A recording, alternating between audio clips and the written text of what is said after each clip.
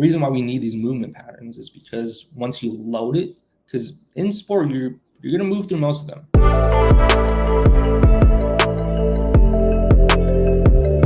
So hello and welcome back to PA Chalk Up. Today we've probably got one of the springiest people I've ever met in my life. Hello, Nate. How you doing? How's it going, Manny?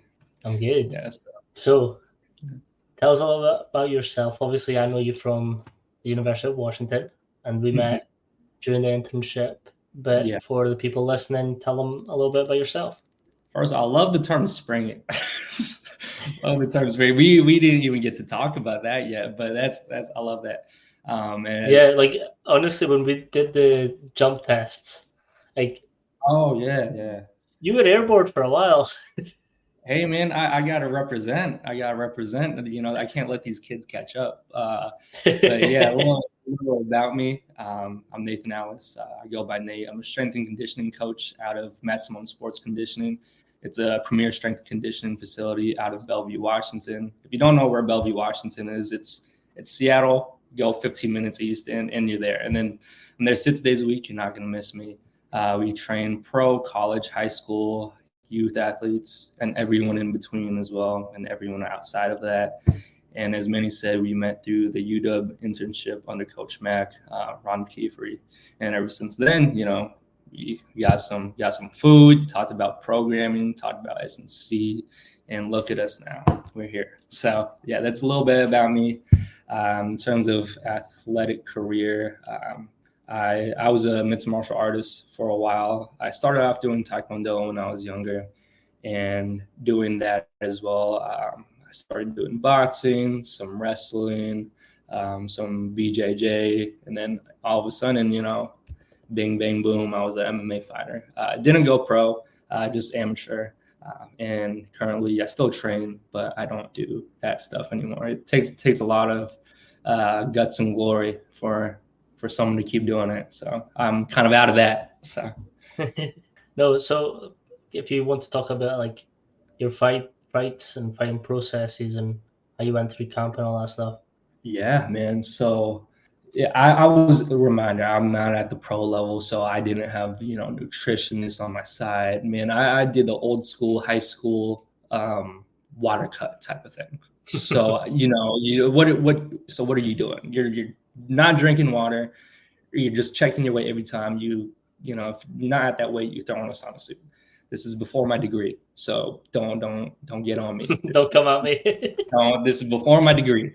So the whole entire fight process is that I guess psychologically that's the hardest thing. Physically, you know, I also played basketball, but not as talented. I was pretty springy, as Manny said, but not as, you know, I don't have those physical qualities. Vertically challenged.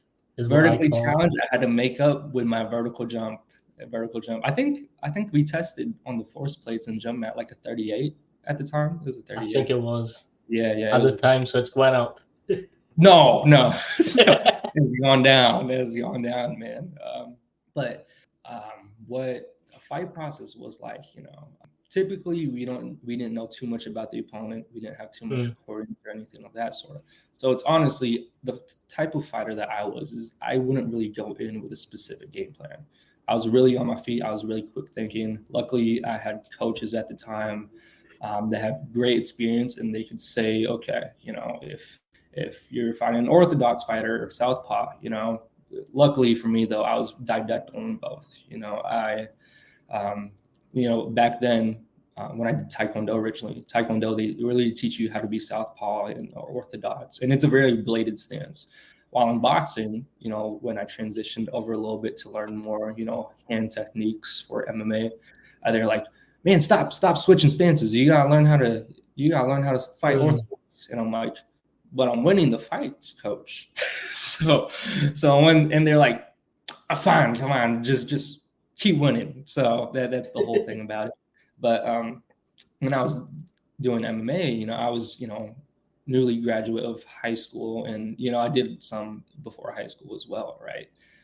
But it is mentally taxing on someone that young. especially if you care like so much about it. Because from basketball, a mentality that I took from basketball was Kobe Bryant. If you ever seen them used by Kobe Bryant, that he's literally insane. Rest in power. But that's the same mentality I took to MMA. And then you take into consideration that there's already your Mike Tysons from boxing, your John Jones, your Conor McGregor's, that this is what they eat, breathe, and sleep. You, as a competitor, if you truly believe in yourself, that is the ceiling that you're trying to break through. And I was a journeyman. I'm in this until the wheels fall off, and the wheels have fallen off now.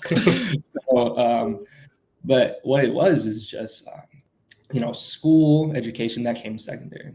As much as a student athlete, I want to preach to the kids that mentally it was everything comes second. My relationships come second. Work comes second.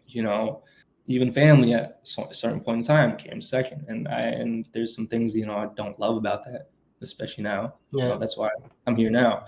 But it was 24/7, 7 days a week. You're not going to catch me not thinking about or portraying myself as an MMA fighter.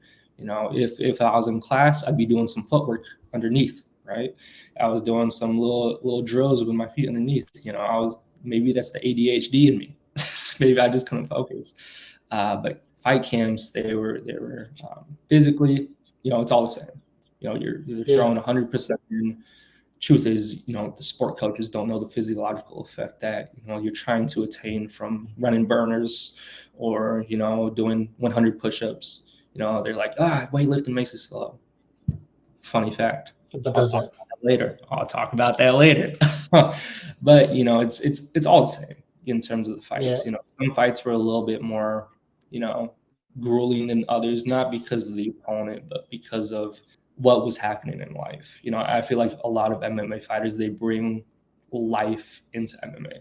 Luckily, though, for many, they don't bring MMA into life, and that's something you don't really want to.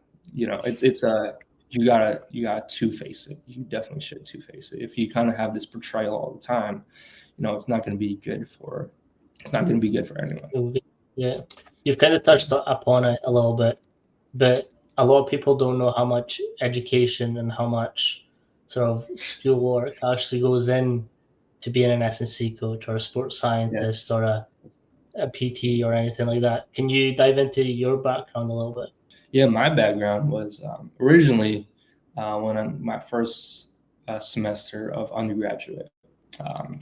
I was a business major. I wanted to commit to business. I don't even know if you knew this. Yeah, I want to do business. And I was doing internships, and I was doing I was doing classes, and I was like, man, I hate talking to people like this.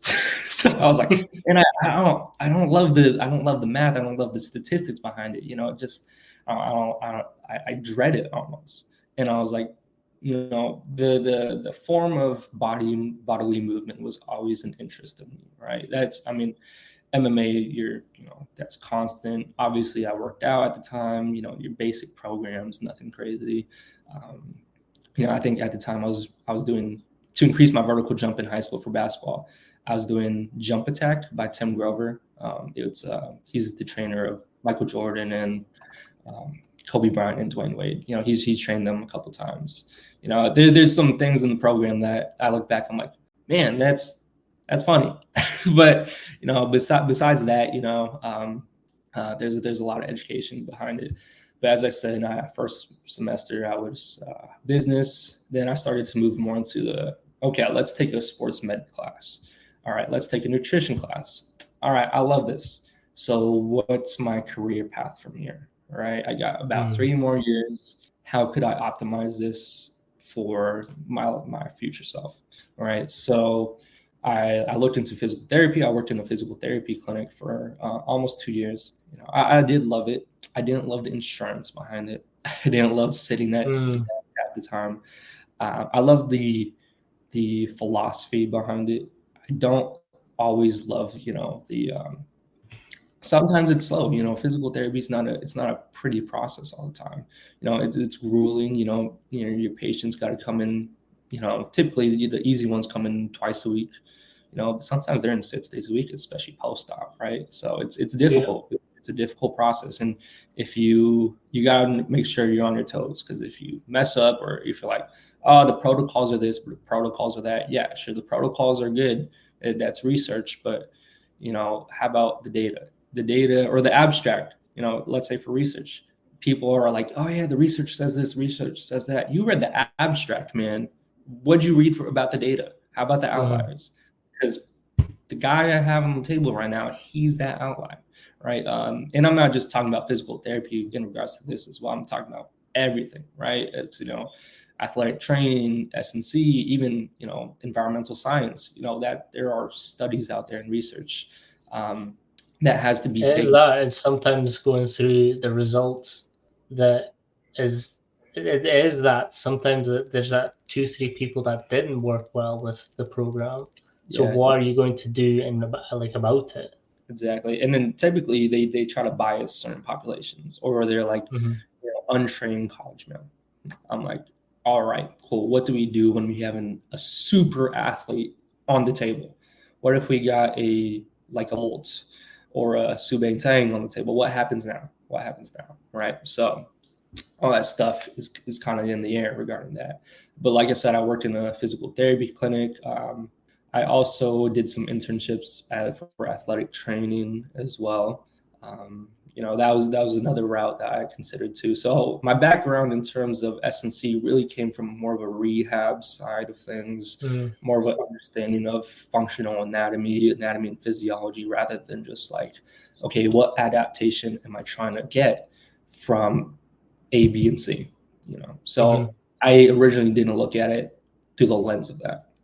So then came maximum sports conditioning. Laura Sue, she dropped into one of her classes, I believe, and then she just was like, hey, telling about what she does. Oh, she's an amazing strength and conditioning coach, by the way. She has her own business. I believe it's called Liberate Strength. So if you want to get strong, go to her. She's great. But she dropped in and she told us what maximum sports conditioning was about, and I was like, man, I get to get people jump higher and run faster. Man, I love this. So I was like, all right. So I contacted her. Then I got to meet Sachin McDonald, co-owner of Maximum Sports Conditioning. And we also got to meet Daniel John, DJ. And he actually got into the industry because of Bill Gillespie. I don't know if you're familiar with that name. But yeah, he was a former S&C coach at UW way back in the day, right? DJ, he used to be a baseball player at UW. And that's his story to tell. It's not mine. So, but that's kind of the gist. That's the just gist for of it. So people who want to see the gym that you're at just now. Let's skip my face. We can watch this video. No. Yeah, we got I'll highlight the kids later. But yeah. I mean, we talked about it before the podcast, but then started interning there while I was working in physical therapy and athletic training. And then I was like, man, like I'm starting, I was dreading, and remind you, I wasn't getting paid. It's an internship. Most S&C coach or S&C internships, you're there because you want to learn. You have a desire to learn, and you have a desire to set yourself apart from, other interns or other people of your age range, right? So I wasn't getting paid. I was there 2 days a week originally. Then I went to 3 days a week, 4 or 5, then 6. And then I was still working at my PT jobs and my AT spots. And I was like, man, I'm dreading this. Like, I don't love, when I go to my clinic, I'm dreading this. I need 5 cups of coffee to even get to my car, man. Like, and then I'm like, oh man. So then that's really when I made the transition over to S&C. And then, man, I've learned so much from Sachin and DJ, Laura, and all the other strength coaches over there too.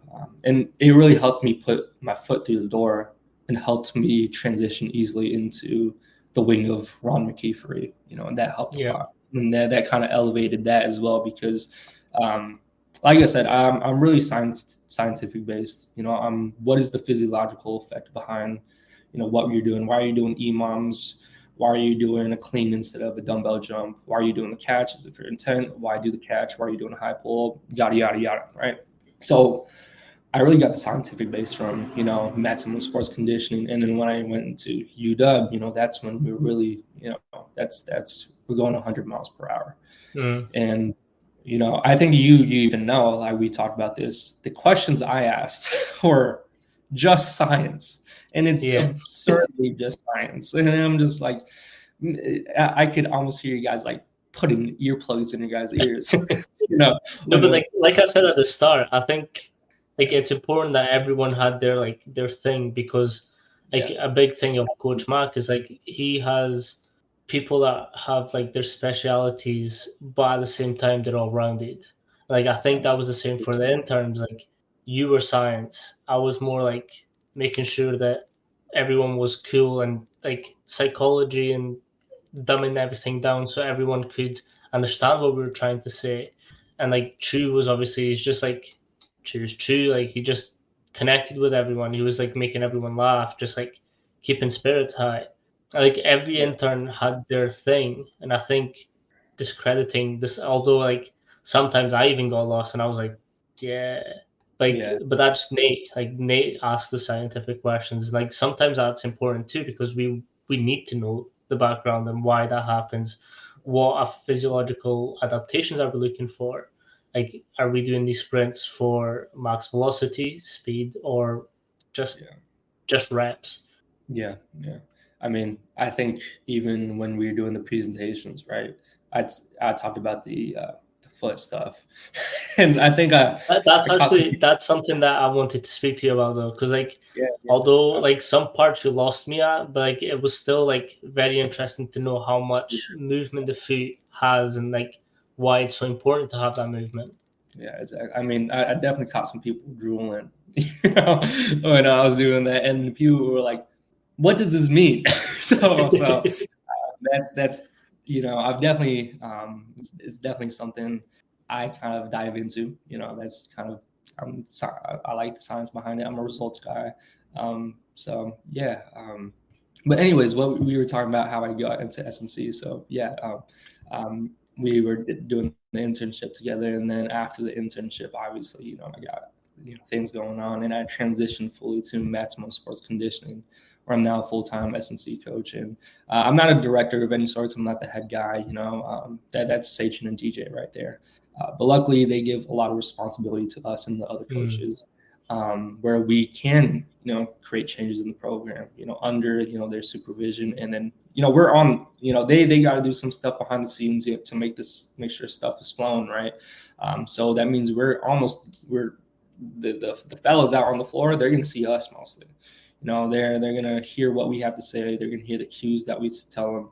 And, where if there's any adjustments that needs to be made, any lateralizations, degressions, progressions from a certain exercise or reps being, that's why we're there. And we have full control of that. And I'm glad about that.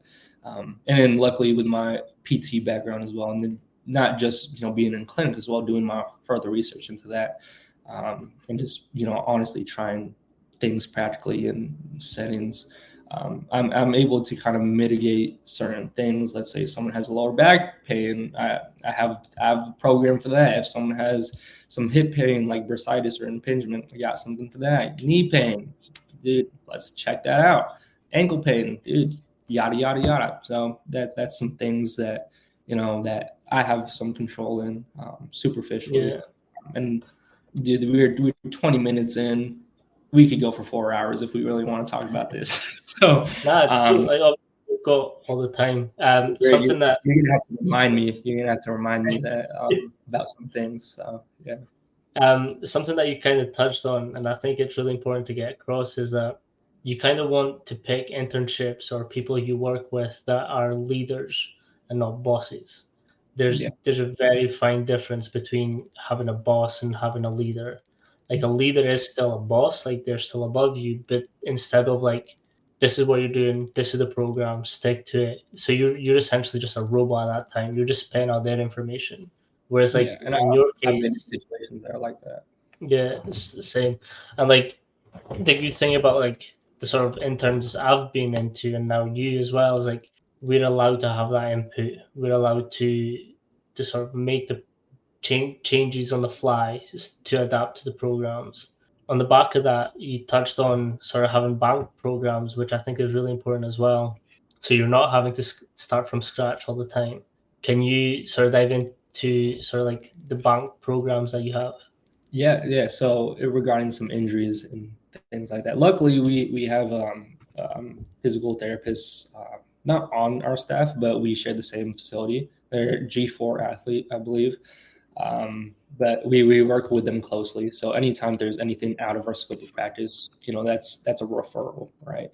And they refer plenty of people to us as well. So it's a great relationship that we have. I love all the PTs on that staff, and I'm glad I still kind of get to work within that realm a little bit, because I did love, like I said, PT. That was my original first introduction behind it, and then but typically anytime, like let's say for the back pain, right? They're like, hey, coach, I just got done playing a 2-day tournament, played 6 games, played every minute of it. Man, let me tell you this. I went to the batting cages this last weekend, and I hit 50 balls. Well, I attempted to hit 50 balls, right? My back is still sore. So I totally, I'm not going to just be like toughen up. You're not mentally tough enough. Like, dude, shut your pie hole if you're about that, oh man, and I got a whole another story to tell about that.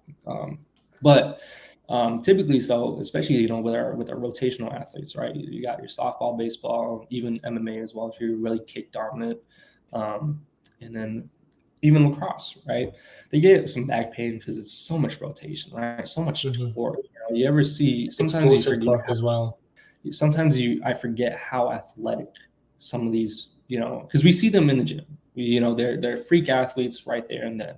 But when you see them play, you're like, holy man, I forget sometimes, right? So typically, if we get lower back pain, and I've had girls that have never lifted weights that have pars fractures. They see me for a first time or second time, and they're volleyball players, and they're like, yeah, I have pars fracture. And then obviously they're gonna be like, oh, I got knee pain or I got lower back pain, yada yada. Man, it's just insane. So typically what I do, not in the case of a pars fracture, but in someone that has lower back pain, I'm specialized or certified in RPR. It's reflexive performance reset. So typically I take them through a couple of tests regarding that. And it's not so much like myofascial release, that is typically done. And I still do that as well. It's more of, your body creates compensation patterns through what you do on a daily basis. So if I'm sitting at my desk 7 hours a day, right, 6 days a week, boom, right here, 24/7. My body's going to adapt to that. My psoas is going to shorten, my lower back, my QLs, they're going to lengthen. And then guess what that means? Now my glutes are going to be, not, I don't want to throw the term activated, but for misfiring. Yeah, exactly. And then your hamstrings are going to lengthen and your quads are going to shorten. So obviously some of these people are still in school, so that's an issue that we run into. But your body creates these compensation patterns if you're an athlete. So your body's going to find the easiest path of resistance. And then if that means if I'm going through hip extension, I'm firing with my lower back first, that's going to be a problem. Your lower back, your contralateral QL isn't supposed to be a primary mover. It's supposed to be a stabilizer, right? So it's supposed to be your glute, hamstring, QL, right? If I'm firing with that, dang, yeah, I'm probably gonna have some back pain, over time. It might not just be right there and then, but I'm gonna have some back pain, right? So what we do, we test them out. We do some RPR drills, and I'm not I can't really teach RPR. It's out of my scope of practice, but it's something that I could do and teach my fellows to do for themselves when I'm not there, right? So I do that. If that helps out, we're done. And then typically too, they're like, oh, I can squat with no knee pain, no back pain. Great, right? But then I notice typically that's usually RPR helps a lot with muscular problems, so neurological and muscular problems. But I noticed with connective tissue injuries, it's a little different, right? So connective tissue is less avascular, and I'm not even talking about just tendons. I'm talking about fascia as well, right? And fascia is just omnidirectional. It's It's everywhere in your body. And that's a whole nother conversation that I could delve into later. But for connective tissues, so typically, I check out, okay, what limitations do you have? I see them squat every day. So usually I'm like, okay, your ankle, because I'm telling you're when we do our back downs, and we don't 1 rep mats or squats, we do our back downs, and I'll get a little bit into that because we run a conjugate program. I'm not gonna say I'm a conjugate coach, but we that's the philosophy we follow primarily regarding programming. So yeah, I know what their ankles look like. I know what their dorsiflexion looks like. Usually they're fine, right? Unless like they had some traumatic injury and now their body's guarding that up neurologically. Then I look at their hips because the knee is supposed to be a stability joint, right? You don't want no mobility through the knee. So I check out the hips. Is there a limitation in internal, external rotation? Is there a positive, impingement? Is there a possible impingement going on? What can I do about it? Typically if there's an impingement, we will do some myofascial release, release some internal and external rotators. And then, if you're limited internally and externally, it's going to be what's reciprocated of that I'm going to release.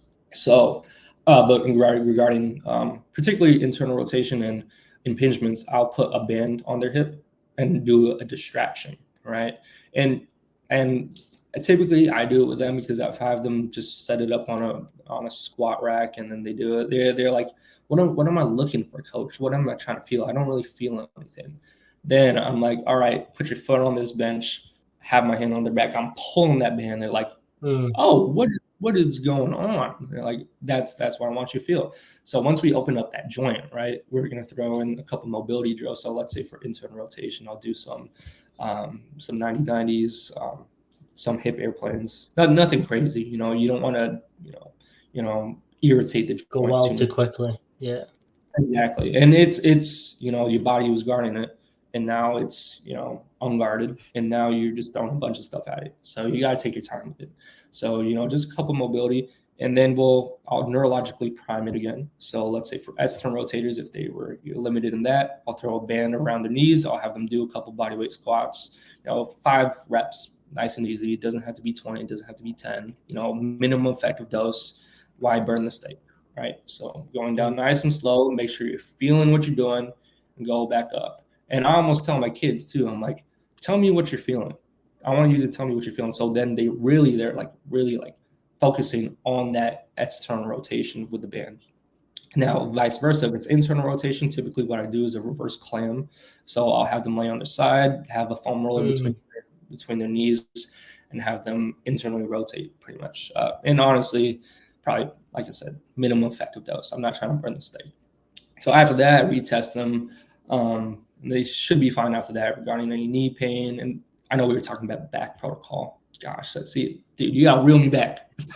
No, I think this is good though, because a lot of people don't know that they have these weaknesses. So I think going over and okay, if you're not feeling it directly in your quads when you're squatting or single leg squatting, something's going on there, and we need to fix that. So I think diving into that sort of, you touched on as well, that connection. I know it's a very popularized saying now, but that mind to body, that mind to muscle connection is really important, because then you know exactly how you're activating it, when you're activating it. I do this a lot for my programs. Is I'll teach eccentrically first. So eccentrically, you're getting that feel for, okay, now it's lengthening. Now I'm feeling it. Cool. Bring it back down. Let's feel that again. So I think having that connection between your mind and the muscle is a really good thing to reactivate the muscles as well. Yeah, and I totally agree. And thanks for backing me up on my tangent. But no, I wouldn't let you go on a tangent unless I thought it was important. So something that you mentioned before is the torque and rotational torque as well. And someone that I met while I was out there, Curtis Clay, he does a lot of rotational stuff. And he's been diving into quite a lot, especially in these types of videos. Yeah. Not so much tying your hair back, but the rotational stuff that he gets his athletes to do. For sure. Yeah. and it's just cueing that properly. I think that's Exactly. quite important for people to do early on, because then if you Oh, teach that movement absolutely. pattern early on, then it's correct. You're Yeah. getting that smooth, and you can stay in your sport longer as well. Yep, absolutely. And then going off of that as well, a lot of, if you get sport coaches, especially if you get a kid that just throws fire, right? Mm, They usually won't, adjust your mechanics just because, like, hey, if it's not broke, don't fix it. don't fix And it. then because now it's a faulty movement pattern, it's like running a car on high miles. Eventually, things are going to start to rattle. That rattle is going to turn into shake. All of a sudden, you're going to get an injury. So, obviously I'm not a biomechanist. I am not a, throwing coach, but I think my job as a S&C coach, a lot of S&C coaches, they try to be sport coaches. You gotta train general in the weight room and specific in your sport. On the And field. sorry, exactly. We have the greatest amount of technology now, right? So we have the best orthopedic surgeons now, the best physical therapists, athletic trainers, the best researchers out there, but sport injuries are still going on, right? So why is this? Because compensation patterns within your sport. And then guess what we're also seeing now too, because you got the rise of social media, you got little kids doing, dunks in 7th and 6th grade, right? So what are people going to do? They're going to specialize early. Early specialization is underdevelopment. All right. And the more underdeveloped you are, that's going to take you back because eventually, if you're about that, you're going to be like, okay, I got to get on an S&C program. I got to get stronger, and people, they're going to be like, wait, another tangent, they're going to say like, oh, my kid, they don't need strength. They don't need strength to hit the ball, right? They need to become faster from home to first, right? So I just need them to do sprint work all day, speed, speed, speed, speed, speed. Well, guess what? So you're looking for power, right? Mm. Yes. I'm talking in two people right now. Oh my gosh, I'm insane. But There's three it's people on about this podcast, ladies and gentlemen. dude, we got a third person. So you're looking for power, right? Yes, absolutely. He needs more power, right? Well, what's power? Force times Mm. velocity. Well, what's force? Mass times acceleration. Mass moves mass. He has to get stronger. And guess what? If strength didn't matter, steroids wouldn't be illegal. And guess what? Especially me as an MMA fighter, would I ever want to fight someone on steroids? No. I am getting the immediate consequences of him doping Mm. because, he took some steroids and now, ow, I'm in pain. So, anyways, Mark Hunt's actually the perfect example of that. what was He that? fought Mark Hunt when he Oh, fought, yeah, um, he fought someone that was on steroids, and the outcome was not pretty. exactly. Oh my dude, especially old school UFC and Pride, man. Everyone juiced, man. Exactly. Everyone Gosh. was beefy. Dude, Alistair Overeem, dude, horse meat, dude, what a horse meat you eating? the, I want some of that. Exactly, man. Um, my lecturer, my physiology lecturer, he's very much anti any type of supplements, and his philosophy comes down to if it made that big of a difference, it would be banned, like a banned substance. It's like Exactly. protein's not banned. It does what it says on the tin. It helps repair muscle, but not to a high enough level that it's a banned substance. Right. Yeah. Creatine's the same. Enough physiological changes happen, but not enough to be significant in a way of actually hurting people in the process. Yeah. Absolutely. And then going back to the point of injuries, right?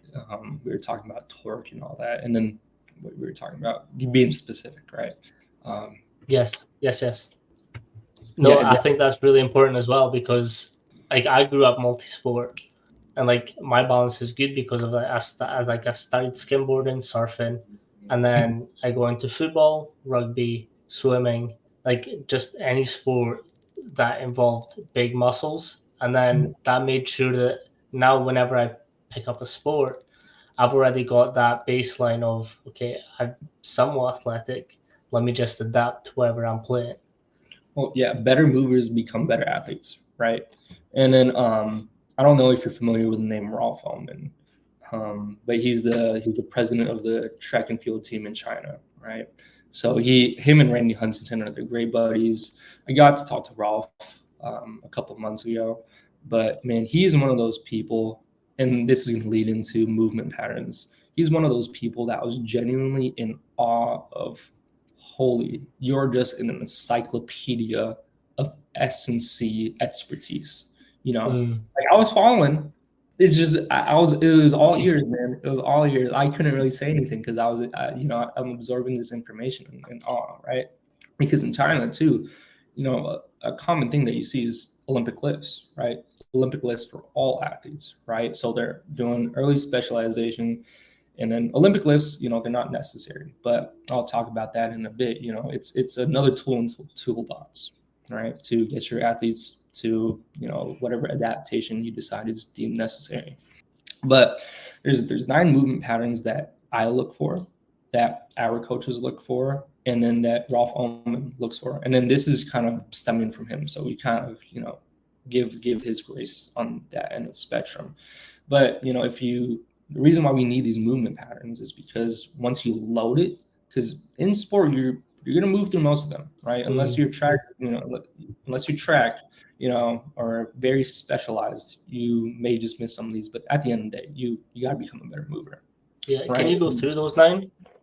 Yeah, absolutely. So it's gonna be squat, push, pull, lunge, brace, hinge, rotate, jump, and landing. Yeah, exactly.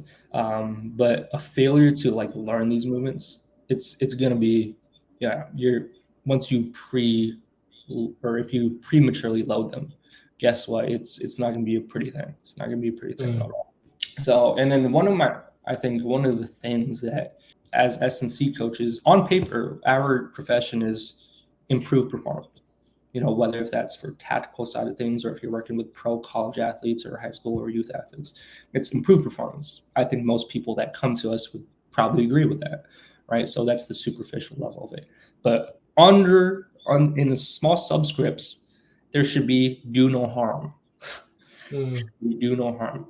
So what does that mean? Does that mean there's many ways to do harm to an athlete? As I said, prematurely loading an athlete that's not ready for these movement patterns.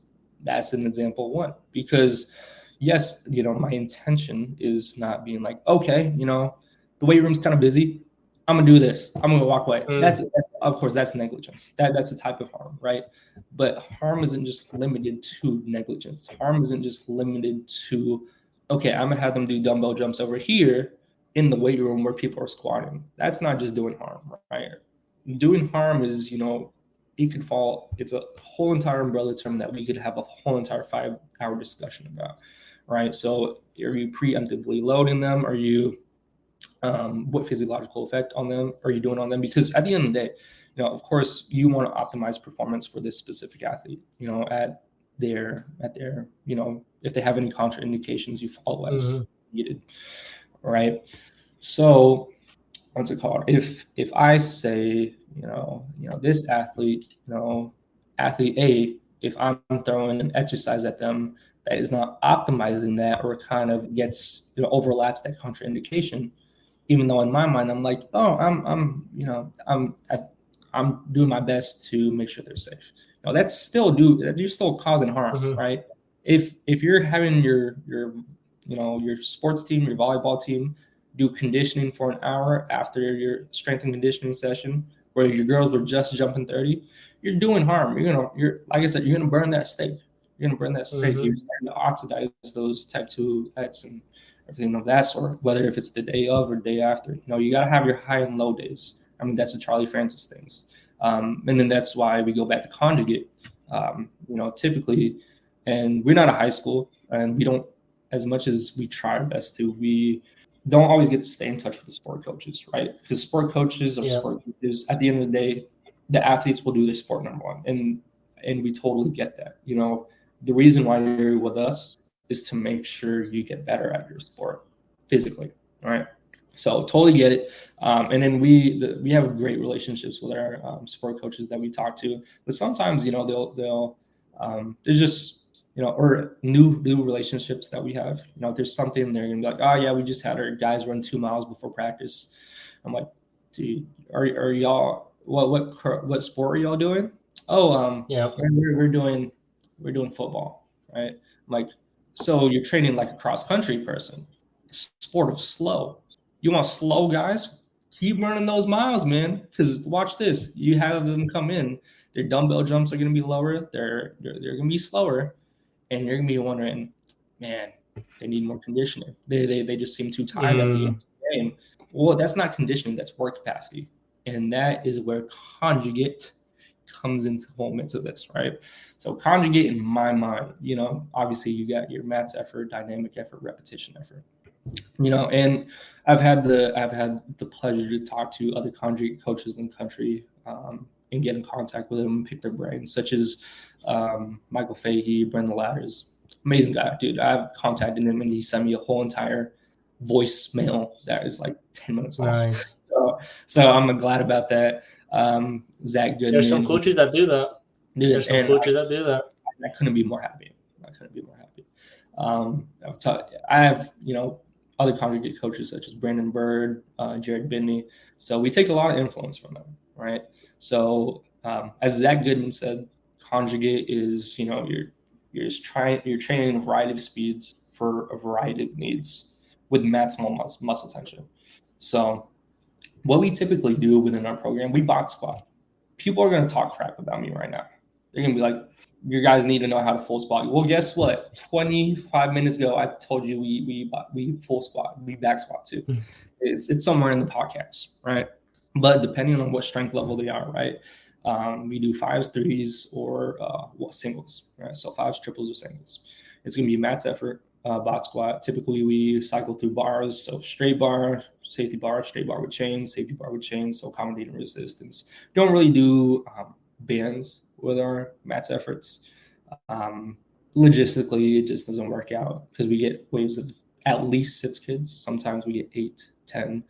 So if you think about an hour span, that's 30 kids mats. So typically half and half, so 15 on the turf, 15 in the weight room, and that's pushing it, right? That's pushing our capacity. So logistically, it doesn't work out to do bands as much, but we do band work for accommodating resistance as well. But the reason why we do bot squats, and people are, like I said, they're going to talk crap about me, and they're going to say like, oh, it's not a real squat, it's not a real squat. Well, I'll give you the exact reason we're bot squatting, and I'll tell you exactly how we do it. And you got to tell me how you squat and why you're doing it too. And if you say it's what we've always done, I'll throw, I'm not a violent person, so never mind. So I'm just going to call you out. So the reason why we bot squat to a 12-inch box, and Jared Bidney, the way he does it is, unless you're 6'2", 6'3", or above, you're squatting to a 2-inch soft pad. And then so if you're above that, you get, I guess, more inches. I don't know what the exact conversion is for him. But Jared Bidney, oh my gosh, that guy's insane in the best way possible. But we squat down depending on femur length, right? Because not everyone's femurs are built the same, different leverages, different hip sockets, right? And I don't really coach stance that much unless I see something that needs to be changed. Typically, let's say like overpronation, knee values, simple things like that.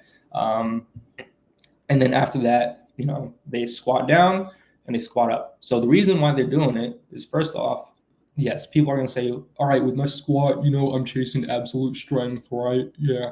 Well, guess what? Your guys aren't powerlifters. Unless if they are powerlifters, woohoo, right? So, well, guess what? My guys, they're not powerlifters. And they're like, why aren't they squatting wide? They're not squatting wide enough. They're not training through a range of motion, because as we know, a range of motion that we train through is 15 degrees of carryover. And even Louis Simmons, he said, if you squat close, you can't squat wide. But if you squat wide, you can squat close. But my fellows, they're not in squat suits. So we squat to what feels comfortable for them. So they squat down, they break up the eccentric concentric train. So we're focusing on the musculoskeletal system. And guess what? They got to shoot out that box, because if they don't, gravity's going to get them. And guess what? In sport situations, such as track and field on the blocks, you have receiver on the line, all that fun stuff, It's a static moment that has to be overcome dynamically. And guess what you need to be ahead of the competition? Rate of force development. And that's what we're getting from the bot squat. So we're still working on our absolute strength. We're working on our rate of force development, and we're focusing on the musculoskeletal system. That is why we squat. Tell me why we squat. So exactly. So people are going to talk crap. And what we do after, typically on our day ones, is we do a close stance high box squat. Close stance high box squat. It's a way for us to get a little bit more volume on the quads. And it's something we kind of got influenced by Jared Bidney.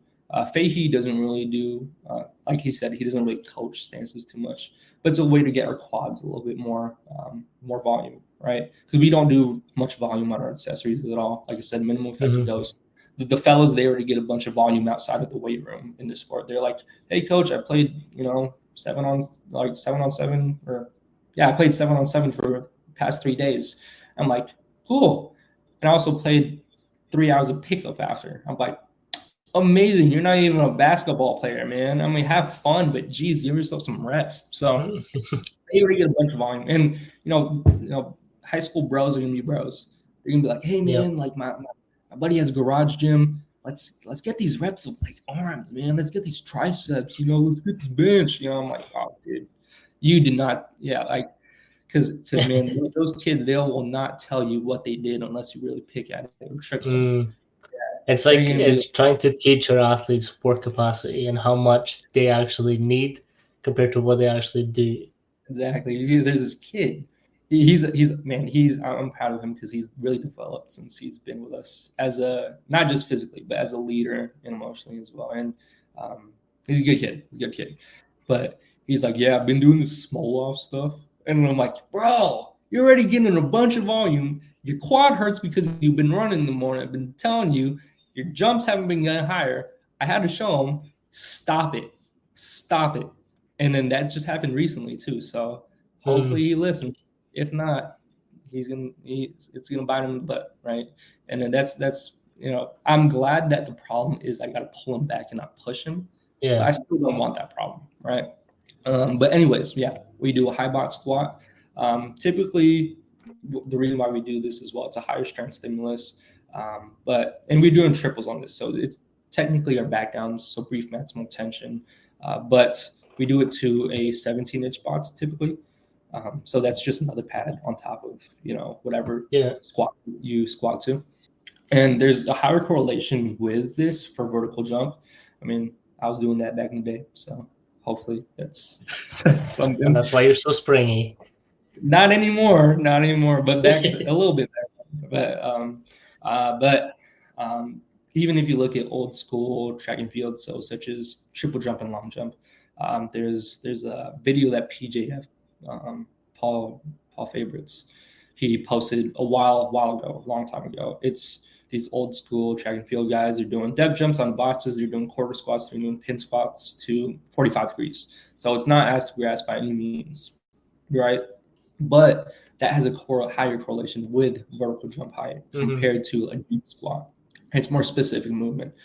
But we also do a low box squat, not on our day one, on our day two. And that's just, we're training throughout the range of motion. So that's that's a little closer to what Bidney does, because we got the 12-inch box plus the 2-inch pad, and you got to fire out of that.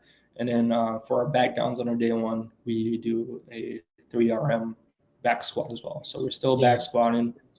So yes, we back squat.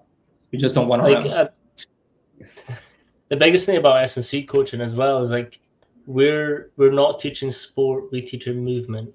And that's where I'm sort of so my company is Primitive Athletics. We go back down to the very primate movements. Can you crawl effectively? Can you hinge at the hip? Can your knees bend effectively? Can your ankles move effectively? Can you bridge neck? Just get up like a baby, roll around. I think that art is lost in this social media phase where people are looking for the fanciest exercises to show off. Yeah. But squat properly. Can your knees and hips bend at the same time? Can you hinge? Can your shoulder effectively go back enough for you to catch something. Like, is it stable? Is your shoulder stable?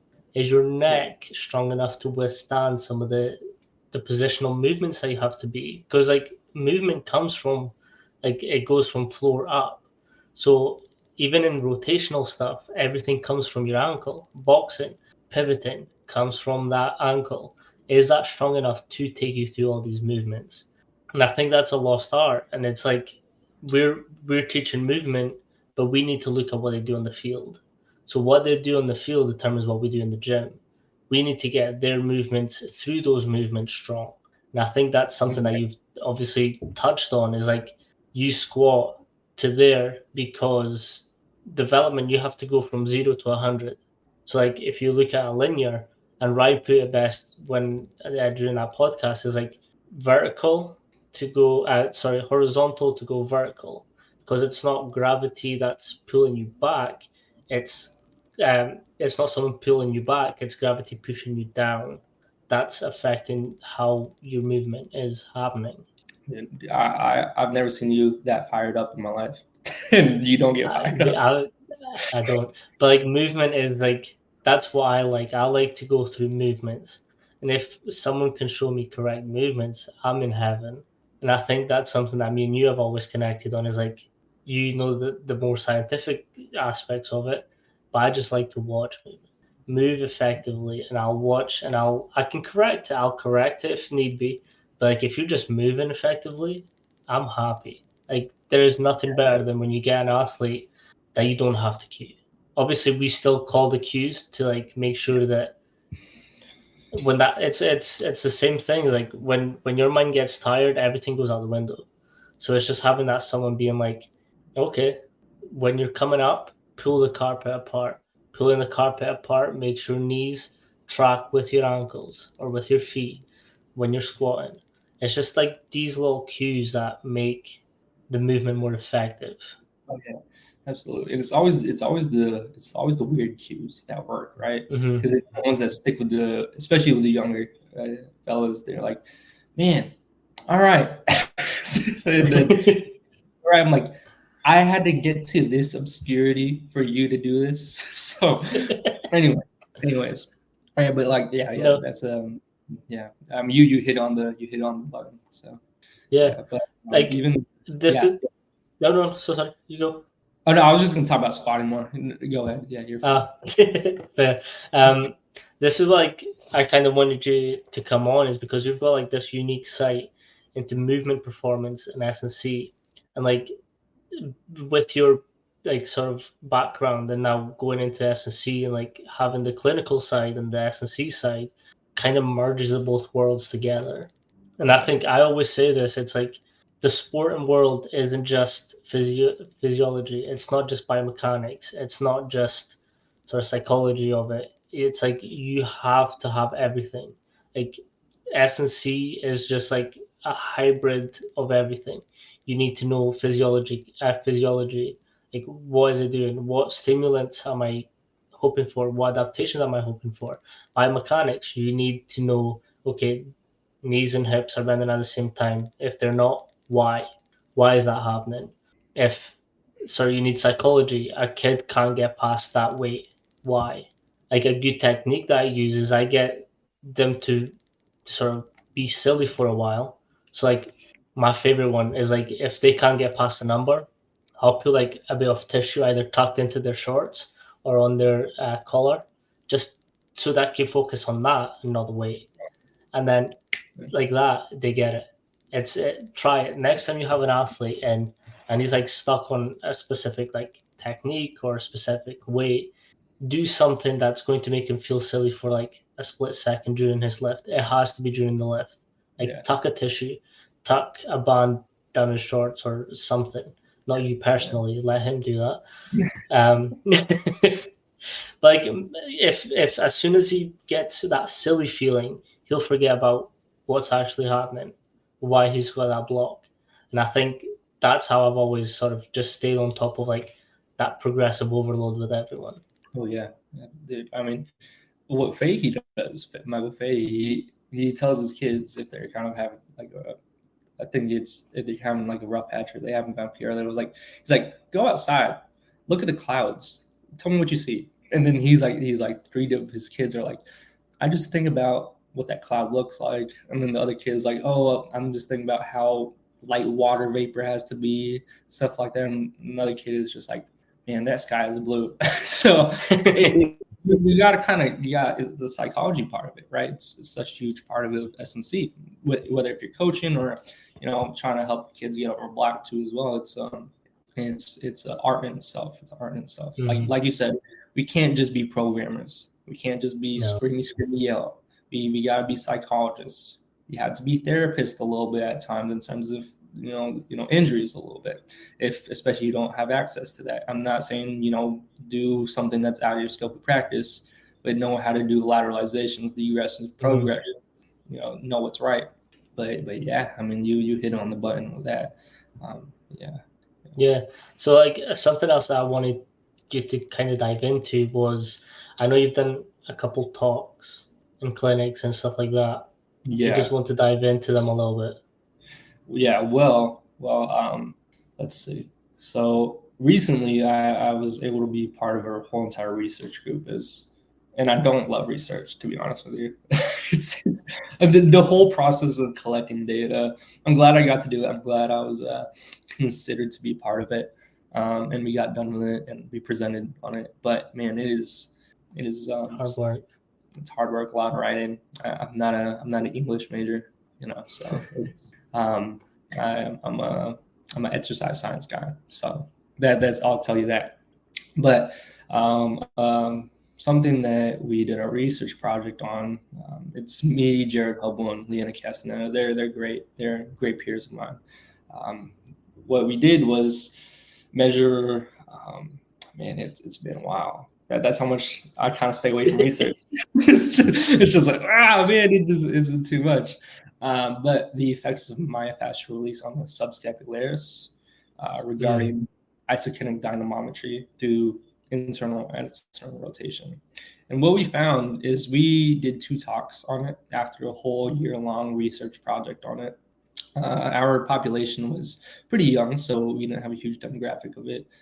So what we we originally thought, we hypothesized was there going to be any reciprocal inhibition once we would do the subscap release, right? So if you've never done a biodex before, it's an isokinic dynamometer. So what that means, it's regulated by velocity, right? So our participants, they were in seated position. They go through internal, external rotation a couple times just to get a gist of it. So there's not a learning curve. We would do, some trial runs, and then I'm not the one to explain this very great. Like I said, I'm not the researcher, but, we do a couple trial runs. We do our subscapularis release. And then before that, there's a bunch of protocols too, such as warm up and all that, informed consent, all that fun stuff, right?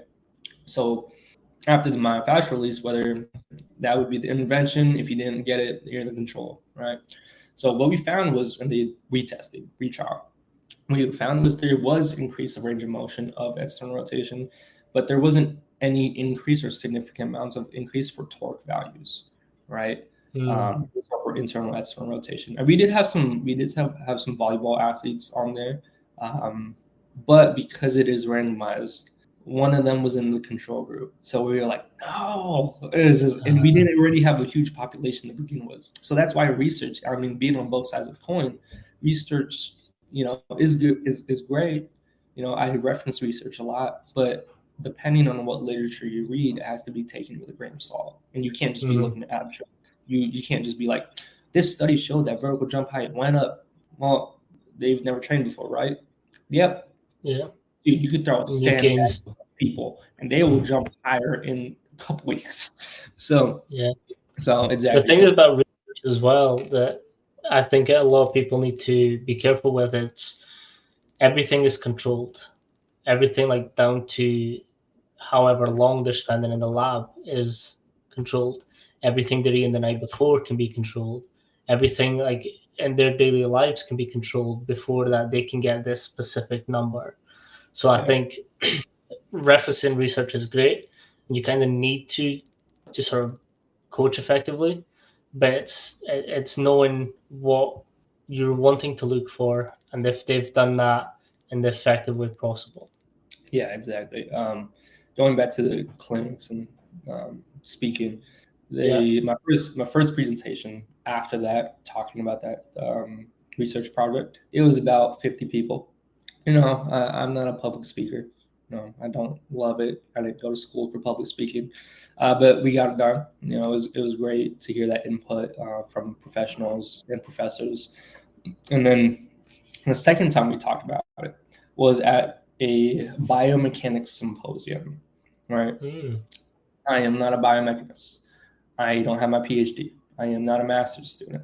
I graduated and I have this research project. So what it was is we pulled up and everyone has their name tags. It's like PhD from Central Washington University, a Master's of Science from Leeds Beckett, right? So people are coming from inside, outside the country, right?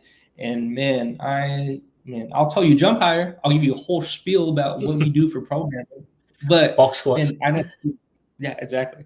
I don't speak the language of research so much, and then most people that honestly reference research, other S&C coaches, do you know what a chi-squared test is? Do you know what an ANOVA is? Do you know what a t-test is? Man, like I went through that. I don't love it. So if you could tell me everything on that sheet, you're probably solid. But at the end of the day, you gotta be careful. So you gotta know how to interpret data as well. And that's why these tests are so important, and it shows the validity, reliability, and that's a whole pain doing as well. The whole chi-square ANOVA t-test as well. So, and then the biomechanics symposium, it had 500 people. So it's definitely a huge step up. Just a little it was bit. One of those. What was that? Just a little bit. Oh man, huge. That's 100% technically, or 10 times. 10%, 10 times. Yeah, exactly. So I was like, man. So luckily, you got to talk to everyone a little bit, get some food. So it kind of eased in a little bit, got to relax. So it wasn't so tense. As I said, I'm not a public speaker, but it was cool because we got a bunch of questions and input from people that are researchers, and they didn't really know my background. We didn't have time to give a background. I wish I did, but we were under time constraints, right? So they're just like, oh, this guy is a researcher. He's not really doing research lingo. I'm like, man, I'm an S&C coach, man. Run fast, jump high, lift heavy. So that's the meathead side of it. Oh my gosh. Anyways, I love the meathead side. Yep, exactly. But arm farm all day, baby. But 500 people. After that, we got pretty much separated into focus groups, and we got to talk about, what you find in your study, all that, and it was a great experience.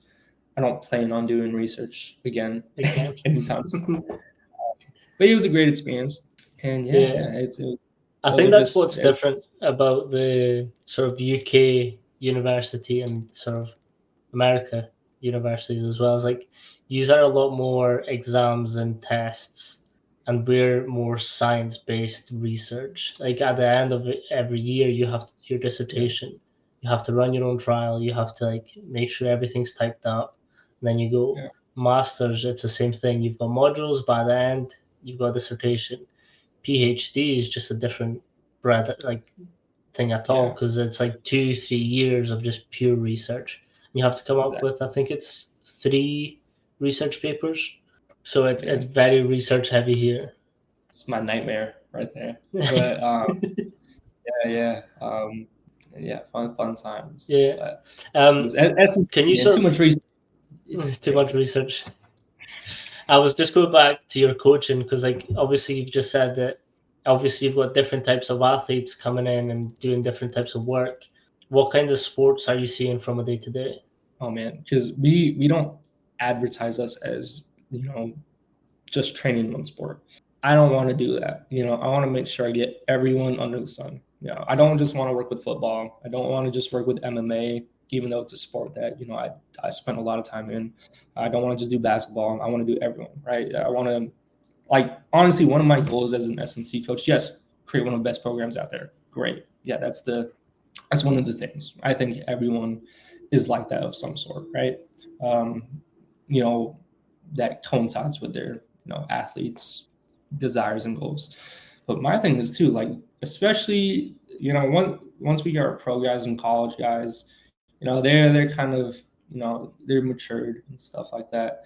But our, you know, high school and youth, they're, you know, they're almost yearning for a coaching figure. You know, I want to make sure that regardless, whatever you do in life, whatever, you know, you go pro, you go college, you create a company, whatever you decide to do, you get your master's, whatever you do, I want to be your number one fan. I want to make sure I'm there for you. I want to make sure you know I'm there for you. I want to make sure, you know, through these little lollipop moments that hopefully I could affect change, because I'm not going to change the world. You know, my way of, you know, affecting the world is through SNC, right?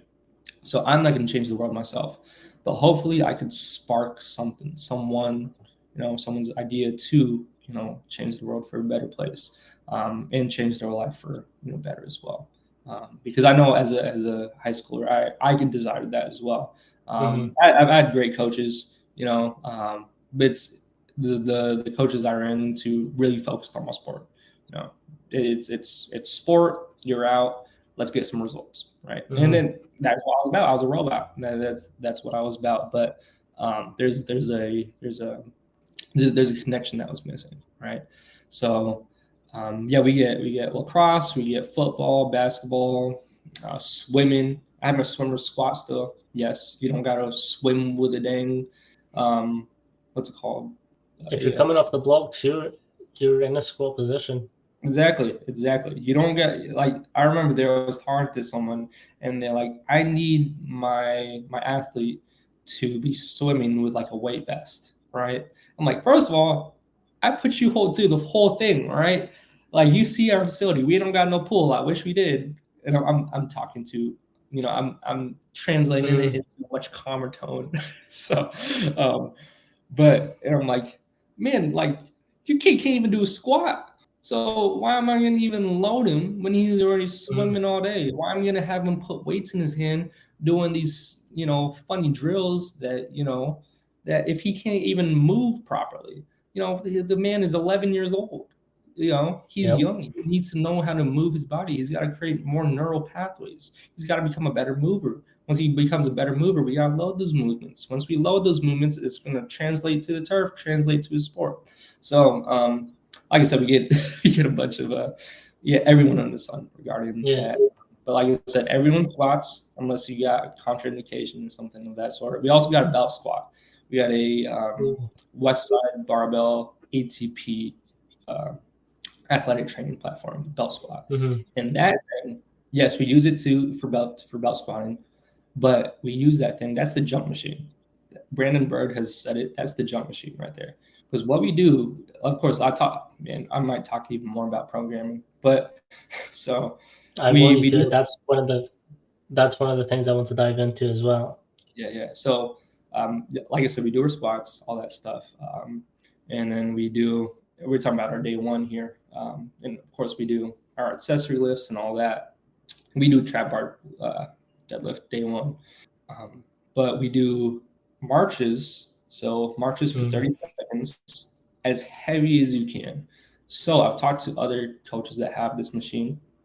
You know, Michael Fahey, he said his kids go from 495 to 550 on that machine. Usually he does he just has loading pins, but the time that he has at TPs, he gets them up to 550.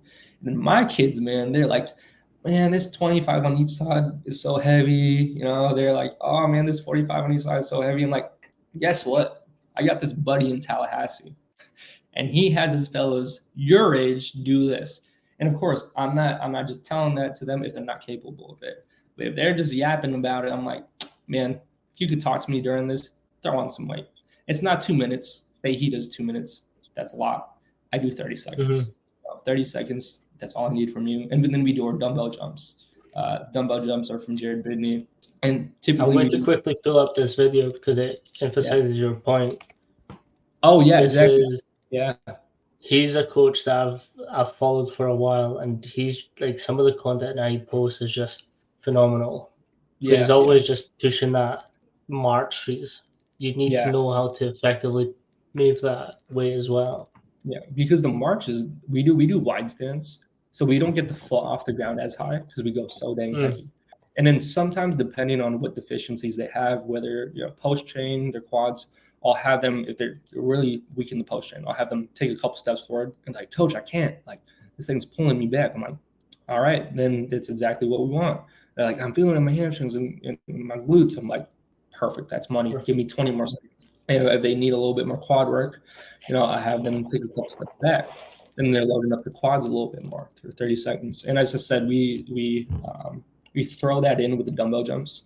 We do dumbbell jumps at the end of our workout. And, traditional S&C coaching would be like, you're doing a high velocity movement towards the end of your workout with a GPP exercise. Are you sure you're an S&C coach? And I'm like, let me tell you this, man. So what we do with the ATP squat, it's a potentiation effect. And I've talked to Fahey about this. I honestly, like, in terms of potentiation, most people's idea of potentiation, you do heavy squat or you do an isometric, or it's Matt's, fatigue or Matt's intense. And then you're doing something after to potentiate that, right? So we get a potentiation effect, and all of our training ages, whether if you've been training with me for 2 weeks or 2 years, after they use that, typically, unless they're really weak at the ankle or don't have good GPP, they get a PR on their dumbbell jumps or on their regular jumps. In our regular jumps, that's a high velocity movement. So through a full workout, they're PRing on their static jumps on a plyo mat. We use plyo mat. We also have a jump mat. We don't use it as much. We use it just when it gets busy, just because the numbers are a little off for the conversions. But we use a plyo mat typically because we get to measure RSI on that as well. It's a great tool. Yeah, we do RSI early on in the workout before we even hit squats. But we do dumbbell jumps, and that's what we do in lieu of Olympic lifting. Because what are you chasing for in Olympic lifts? Well, people are going to say triple extension, intense. They're going to be like, oh, it's a hinge pattern. Well, how do you do your cleans? How do you do them? First of all, they're like, yeah, we do from the floor, power. We're going to go 100%, 90%. Well, guess what? That's too slow. What are you trying to do? You're trying to clean better, right? Because cleans are too fast to make you strong, and they're too slow to make you fast. Even Randy Huntington has talked about it before. He does cleans, first of all, because his fellows have done early specialization in Olympic lifts, but primarily it just helps you get out the blocks. And Rolf Altman has even said it himself. Cleans, all this stuff, it's not necessary. They also got Kaiser equipment, a bunch of Kaiser equipment. So, that's pretty cool. So I wish I had that. Some of the stuff that I actually wanted to ask you about, obviously you've just touched on it, is like the way you get faster is by sprinting. And you've posted some videos on it before, whereas you're essentially pushing as supported, but you're pushing as fast as you can. And then this is the box squat that you were talking about. Yeah, that was after I got too. That was a great training session. So it's some of that stuff, that high velocity, high impact movements that you're going through. And then that was going to be the programming question, is like, how do you effectively program that for your athletes? The high velocity movements. Okay, so yeah, high velocity movements. So it's unweighted or it has to be super light.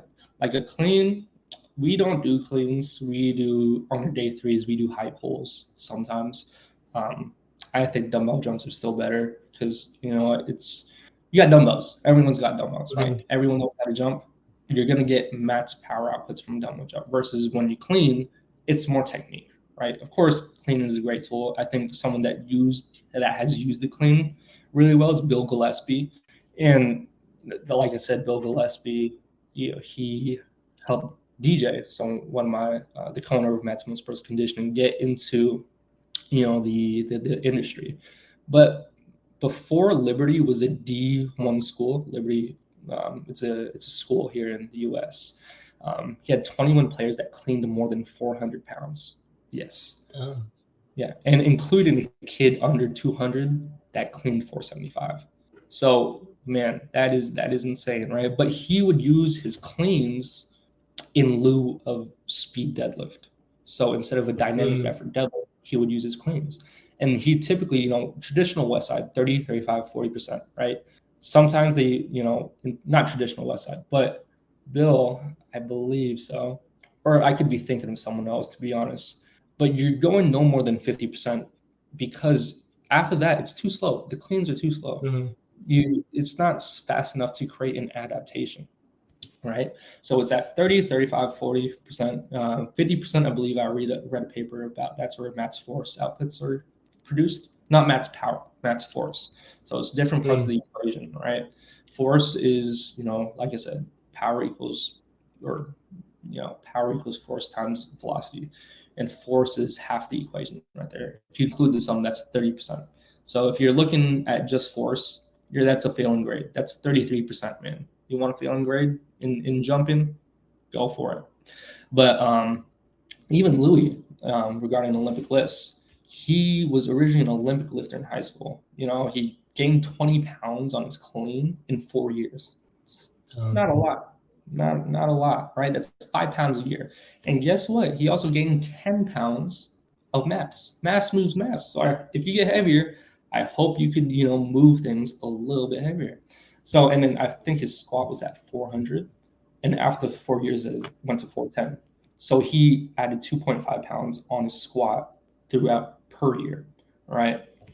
So that's not a huge significance in terms of adaptation or change, right? So Oli lifts don't make you stronger.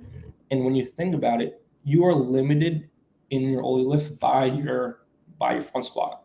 And you're limited in your front squat by your back squat. Because typically, 85% of your front squat is based off your back squat. And that's really pushing it, right? And guess what? 85% of your clean is based off your front squat. So now because, people are going to be like, oh, yeah, my kids they're getting stronger because we're doing cleans. That's all they're young. They're really young. They haven't had any adaptation whatsoever. But give it a couple months. They're not going to get stronger. And they're like, yeah, we don't really box squat. We don't really push our squats. We're doing 4x10. Well, man, you gotta get that neural input. You have to get that stronger. If you want to see your cleans go up, if that's what you really care about, sure, that's the way to do it. Cleans, I said, it's a tool. I program it for some people, but it's not everything. But can you just explain sort of what day 1, day 2, day 3 means? Yeah. So, like I said, we're not an organization where like the athlete has to come in. So it's not like your sport coach was like, hey, if you don't go in, you're getting reduced playing time, right? And we're not at a school. We work with multiple schools and everything of that sort. So typically you're day 1. And if they're only coming in twice a week, that's kind of difficult, right? Obviously, I would prefer 4 times a week. You get your max effort, lower max effort, upper, dynamic effort, upper, or dynamic effort, lower, dynamic effort, upper, right? But truth is, it's a business. And, they come in twice a week sometimes, or they come in 3 times a week. So if they're only doing twice a week, we're going to do full body, right? Their bench press, yes, I care about it. It has a correlation to exit reload for baseball, has a correlation with sprinting as well, especially close grip bench press. Rolf Homan, he has his track and field guys do close grip bench press. I don't know the exact protocol because he doesn't really max out. He said, I don't know how much my guys lift, but I know how fast they lift. And the reason for this is he uses metrics such as elastic acceleration, dynamic isometric strength, which is the last few degrees of eccentric phase, and your ability to get out of it. So the concept phase. So it's an elasticity index. And then elastic acceleration, peak velocity, EAPV, it's as again, like I said, it's peak velocity. So it's not, don't overcomplicate it regarding that. And then there's TPV, time to peak velocity, which is an acceleration index. And acceleration is a KPI for his program for many things, right? So acceleration actually moves the force velocity curve. Velocity doesn't move the force velocity curve. Acceleration skews that curve, right? So once we have, our acceleration down, or if like my guys are fatigued, not my guys, but if I ran a program like Ross, then dude, I've had Kaiser. Oh my gosh, I've had 1080 Kaiser calf. Oh man, I'm drooling over it. But yeah, so that's the metrics he uses. I believe I would imagine he would use that for his bench press as well, rather than just doing a typical, dynamic or max effort. So yeah, we have our bench. We have people bench. Let's see, where was I at? Full body. We have trap bar, and then we do our accessories. We do a lot of reverse hyper. We do a lot of GHR. We get our triceps down, because a lot of people, tricep or the bench is a tricep exercise. There are people that will do their pec decks, all that fancy stuff. But now, guess what I'm doing right here? I'm internally rotating and pushing. So guess what muscle that does that? My tricep, especially the big meaty part near, at least, not people have the big meaty part, but, proximal to my elbow. That's the muscle you really want to work on. And like I said, the reason why that's important is it helps exit below, helps sprinting mechanics too, because arm drive. So we do a lot of accessories as well. And typically our weight room work takes 1 hour for our day one. And like I said, we're throwing in kind of special exercises as well, such as, your slow jabs, your clams, all that fun stuff as well. And we're doing the ATP marches. Man, I'm telling you, that is probably one of the best pieces of equipment that I've recently used and programmed recently. It's amazing. Everyone's been getting like 2-3 inch PRs, and it's insane. And not just in that session, but over time as well, in their dumbbell jumps and their static jumps. But besides the weight room work, and we do core work as well, anti-rotation, ab wheel, fun stuff. But 30 minutes, I haven't even touched up on the turf work at all yet. Just weight room. Yeah. So our turf work, first thing they come in, they warm up, obviously.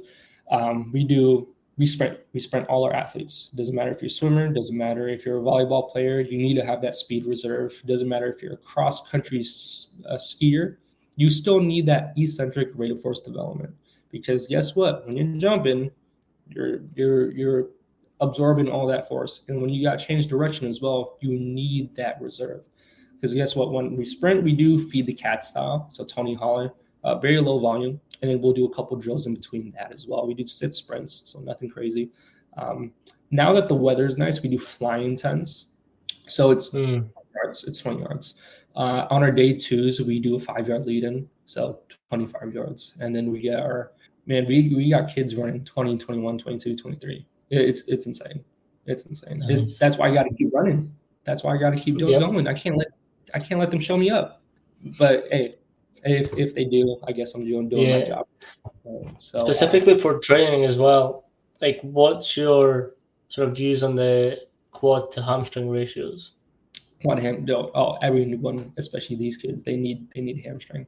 So that's why we push the GHR so much, and we post most of our accessories are post chain, right? It's very west side biased, I guess you could say. We do run a conjugate program.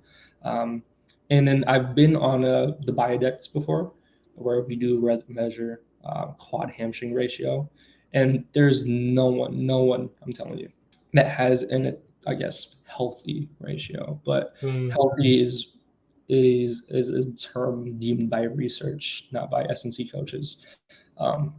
And people still run fast, even though if they're quad dominant or got more quad than hamstring in terms of strength. But definitely need more hamstring, because when we're sprinting, typically when you injure your hamstring, you injure at the apex of flexion or ground contact, right? And if you're sprinting, especially if you're an athlete, and you, let's say if you're football, so you're running at practice, right? And like I said, we can't always control what they do at practice. We don't know what they're doing all the time. So we don't beat up the hamstrings too much in terms of going like Nordics. Nordics, it's high eccentrically, so you're gonna be sore. You're gonna be beat up, right? Because most people can't do a full Nordic, so that's why we do GHR. And we also get that full flexion of the knee, right? Because that's a component that you need to strengthen because it's a common place to get injured during sprints. So apex. Can you just explain where the two points of injury? Oh yeah, so when you're running, so when you're pulling, technically this is arguable, but if you're doing a 40-yard dash, it's all pushing. You're not really supposed to be pulling. 100 meters too. Randy and Rolf have said that it's still pushing. You can't pull. If you pull, it's too slow. But I don't really want to stand up. But when you're running, so let's see this. Does that work out? So yeah. So this right here, this is my knee, right? If I bring it back here, that's one of the first points of contact that gets injured a lot. So once my hamstring, my knee goes into flexion, and then let's see, right there. Okay. So once my foot strikes the ground, so ground contact, that is another point of the hamstrings getting injured as well. So typically those are the two most common places or movements that the hamstring gets injured in during sprinting. So, you don't want to beat up the hamstrings too much. You can't do just fast movements or oscillatories all the time. I see people doing that. It makes sense if you got block periodization. We don't do block periodization. Typically, block periodization is really hard to work with because people they're doing their school team, and sometimes they coincide with a club team as well. So they're playing two teams, and then guess what their off season looks like? 1 week, and then they're playing another sport, or they're doing club team and traveling again. So block periodization or traditional periodization doesn't really work in our program, right? So as I said, Conjugate is training a variety of speeds for a variety of needs. So we're training all qualities. What were we just talking about? Sprints, right? Yep. Yeah. So we're talking about the points of injury and how to sort of mitigate that in a sense. Yeah. So it's a lot of shearing forces, right? So, in the weight room, you almost want to reduce shearing forces. Of course, you got your dynamic effort day, and of course, shearing forces on the tendons that's what sports is about, right? And that's why we got our max effort days. I mean, it's more slow. You get a stress relaxation response from the tendon, and that's from Dr. Keith Barr. And he is a consultant for many teams as well. But what he even says is when they're playing after game day, his basketball players that he's consulted for, they're maxing out after because all that sheer force from the jumping and upper body forces, or, he'll have the max squat to what's applicable. So I don't know what he does in terms of his protocol, whether if it's a box squat, full squat, Zercher, whatever. I know Corey Schlesinger, he uses Zerchers a lot, but he's going for a rep max. So he's going really slow velocities, right? Because it's so much shearing forces already. So that's how we mitigate it. We do, like I said, train general in the weight room, specific in, your sporting environment. So, and then also after the sprints, like I said, we do specific drills in between. That machine that I was running on is called the shred mill, and it's an insane marketing name, right? It's just the shred mill. So a traditional treadmill or even a high-speed treadmill, right? You set it to a certain speed in the track moves, right? And then you got to match that speed or you're falling. So there we go. And we actually got to talk to the creator of the shred mill. It's Tony Villani, and he works out of XPE in Florida. And he makes insanely fast guys. From 2017, 10 people have gone sub 4.3 40-yard dash. 80% of them were his guys. And he uses the shred mill because what you get after the shred mill run, you get a force, you get an acceleration curve. And that coincides with the weaknesses that you have on the ground. So then he's like, oh, we got to hammer more Poland. We got to handle hammer force. Oh, we got to hammer form. We got to hammer force to form because your transition, as we can see. So it's a tool that we use. I mean, it's really useful too. Seattle right now, we're banging on the last days of decent weather.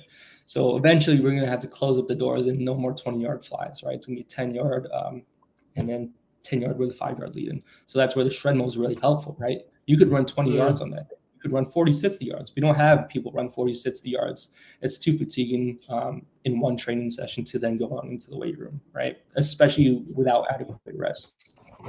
But, I mean, Tony Villani has made some fast people. Tariq Woolen and DJ Turner. Tariq Woolen's actually a local Seahawks guy. They're both 4.2 sets guys. DJ Turner and Tariq Woolen. And then Kalen Barnes, he's a 4.23 guy. That's insanely fast, right? So he uses a treadmill, and we use a similar protocol. I know he does it. He sets up the shred mill with weight room work, and you keep going until the shred mill speeds lower down. And it's magnetic resistance, by the way. So And I tell people, that is probably a point I should have taken up. But it's magnetic resistance, and the closer the magnets are to the track, the more resistance there's going to be. So it goes from 0 to 10. And I think Mark Ingram, he gets like 14, 15 miles an hour at resistance 10. And if you've never been on the shred mill, you're probably going to be like 14, 15 miles an hour. And yeah, that's cool, right? Man, you try to push on that thing, you're slow molasses, man. I've tried at 10. I think I've gotten like 12 or 13 one time. Yeah, but it was a little bit ago. It's hard. It's taxing. Yeah. I kind of wanted to ask you about I found this quite interesting. When you were talking about the marches, you talked about the quad and hamstring. And like that's something that I've recently did a lot of research on, like to the latter part of my uni degree. And I found out like how important that actually is and what that actually means. So the fact that you use the marches to load that, I kind of want you to break that down a little bit more. Yeah, so you could bias because the ATP. I know like the one in-bell squat, you can't really do it because the pulley doesn't allow you to move. But for the ATP, you could step forward and you could step backward, right? And you can move on. If you want to, you could jump on that thing too. But I don't have anyone jump on that. I don't want to do no harm. So I'll have majority of people, unless they have a quad deficiency. Let's say if like, oh, coach, like, my PT told me I have quad tendonitis, right? Then I'll have them march backwards. So I'll have them take a couple steps backwards and load that quad a little bit more. Because you have to use your quads or else you're going to fall on your face. But majority of people, I'll tell them, okay, take a couple steps forward so we can load that hamstring. They're like, coach, it's been 10 seconds. I don't feel it. Oh, yeah, I feel it. So, yeah, and the reason why we do this as well, it's a slow velocity movement, so less shearing forces. So we do use it for post-chain, like I said, hamstrings and glutes, but we also use it for our ankle, right? That ankle, and this is about to go into my foot talk right here. I should have had the slides. Yeah, I have the slides somewhere, but it's I'll look for it later. We'll talk about it. But yeah, with the foot, right? So I'm not, the biggest proponent on, hey man, take off your shoes, you're running barefoot. There's been a huge trend of that. I'm not against barefoot shoes, but the end of the day, you're gonna run in cleats, right? So anything that I do, it's gonna be counteracted by what you do in your sport. So it's I think Chu even mentioned it. He asked me about the foot stuff and the ankle stuff, and he's like, so the philosophy you take on it is almost like, high altitude training, like live high, train low. And I was like, exactly. But like I said, if everyone can get barefoot shoes, that's cool. If you don't, it's not the end of the world, right? If you even look at and I think I was a really big proponent on this of the neutral foot, like you gotta have a neutral foot. But if you look at Usain Bolt, that man, his feet are jacked up. That man, those are straight up flippers, right? If you look at LeBron James, KD, they could slap box me with their feet if they wanted to, right? So these are the most athletic human beings in the world, right? So does that mean, you don't need a neutral foot or a strong foot to, be athletic? Now, what it is I'll talk about the foot a little bit. So what I'm talking about, and you've been there for the presentation, is a neutral foot, a flat foot, and a high arched foot. Now, high arched isn't that common. That just means it's overactive arch, and then that's usually counteracted by myofascial release, some soft tissue therapy, and everything of that sort. But the main focus is on flat feet, right? So that whole idea, it's the win-last mechanism. So let's see. So let's see. So if this is my foot, right? You could, if you've ever done a PT workout where you could do a foot arch, or you kind of do a towel grab. The whole idea is, yes, you do want your toes curling, but you want that arch rising. So what the windlass mechanism is, it's your first ray. So your first ray of your toes, it's your navicular, and then it's your calcaneus. So it's a lever. That's exactly what it is.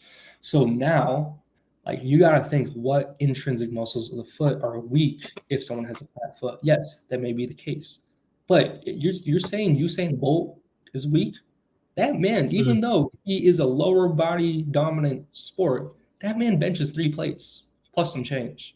Yeah. So you're telling me that foot is weak? Probably not. But what it is because, we got to think about the fascia system as well, and connective tissues, plantar fascia. If those intrinsic muscles, it's hypothetically weak, why is he running so fast? Why is he able to not down-regulate his force in order for his ankle to feel stable? So neurologically, but neurologically, in his body, his foot is strong enough. So what does that mean? That just means for his long foot, now it's a better lever. So now he has, apparently, and I don't know the details behind this, he does have a strong foot. He has a strong foot because he can maintain his forces, but he's the fastest man in the world, and at max velocity, his ground contact time is at 0.082 seconds. So if he got stronger, does that mean he could get to 0.01? Probably. Or does that just mean his body isn't comfortable at that? Who knows? It's a bunch of things, right? I think as well, for athletes like that, it's like it's bodily dependent. And if we go back to the quad to hamstring ratios, when I was having a look at the studies, there's no normal because you are the normal. Like so when I was doing the dynameters, I scored I think it was a 0.4. Yeah, 0.4, which in research is looked as healthy. But I actually hyperextend my knees. So biomechanically, that's not good. Yeah. But I have very strong hamstrings. And like when we obviously did a workshop on hamstrings solely, I could get the full GHR. Like, my hamstrings are strong. But if you're looking at me as an athlete, I hyperextend my knees a lot, which would mean that that's a weakness. Yeah. But yeah, I mean, that's a great point. I remember, I think Chu even talked about it in the first podcast about the hamstring stuff. But yeah, so regarding the foot, so obviously Bolt, his foot is strong enough to regulate the forces that he's producing. So what that means now, Bolt he is full of mechanical advantage. So if you look at that foot, it's a strong foot. Now it's longer. So that means he has more leverage. And he's not a technician. You could argue that. But if you see someone like Asafa Powell for a 100-meter dash, that man is one of the cleanest runners you'll see. But for Bolt, he's full of mechanical advantage. He has that genetic adaptation for him to, excel in his sport. While you look at someone like Su Bengteng, right? I mean, he's one of the fastest accelerators of all time. I believe his 60 is 6.59, his 60 meter, and then his 100 meters 9.83. It could be 9.89 and 6.53. Could be totally wrong. But those are some for the 60 meter. That is insane. That is some insane. But he doesn't have mechanical advantage. You see him; he's got some big old quads. But even Rolf and Randy has said it. They might not have the most they might not have the genetic lottery in terms of who they got for track and field. They don't got the long Achilles tendons that you see from like Bolt and Safa, but what they got is technology and coaching. And man, they don't even speak the same language. There's a language barrier because then you got to think about how do you communicate this to the athletes. Mm-hmm. And then I know at times they said they don't even have translators. So now you're telling me, a guy got up to 6'5", 6'9", and then you're telling me he also got a 9'8", 9'9". I could be totally wrong. I know I'll think of the numbers. It has to be exact. But without, with a language barrier, that just goes back to the power of coaching.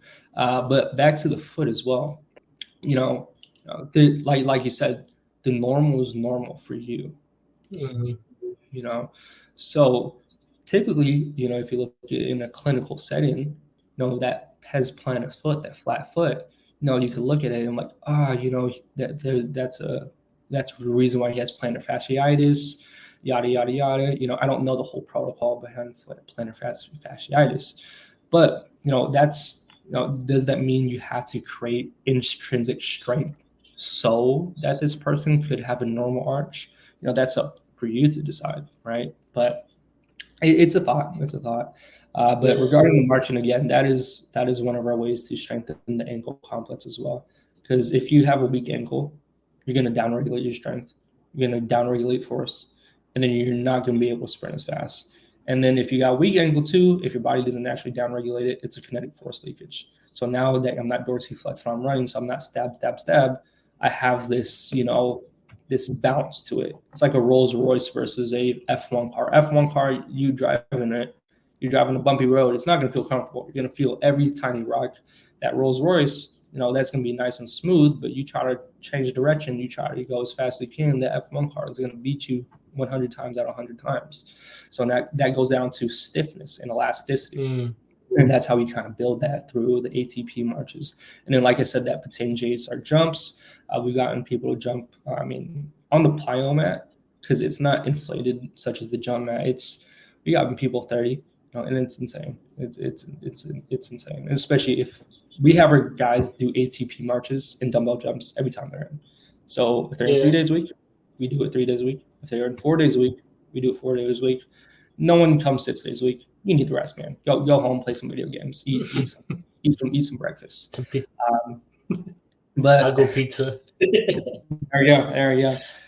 Has all your macronutrients, but yeah, but regarding ankle strength as well, what I've really experimented with, because Chris Korfus and, like I said, Randy and Rolf, they use the Kaiser calf, and Sue, he produces 765 watts prior to implementing the Kaiser calf into his program. So 765 watts.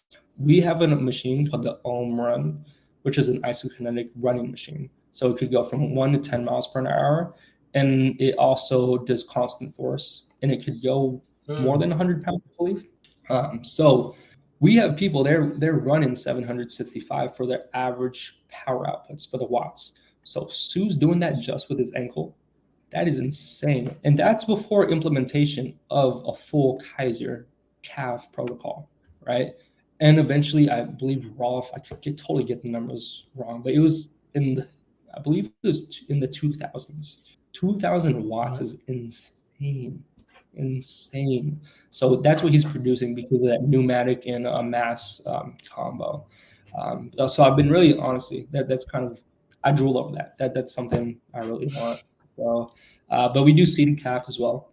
We do seated calf. And then I've experimented with bands on it as well.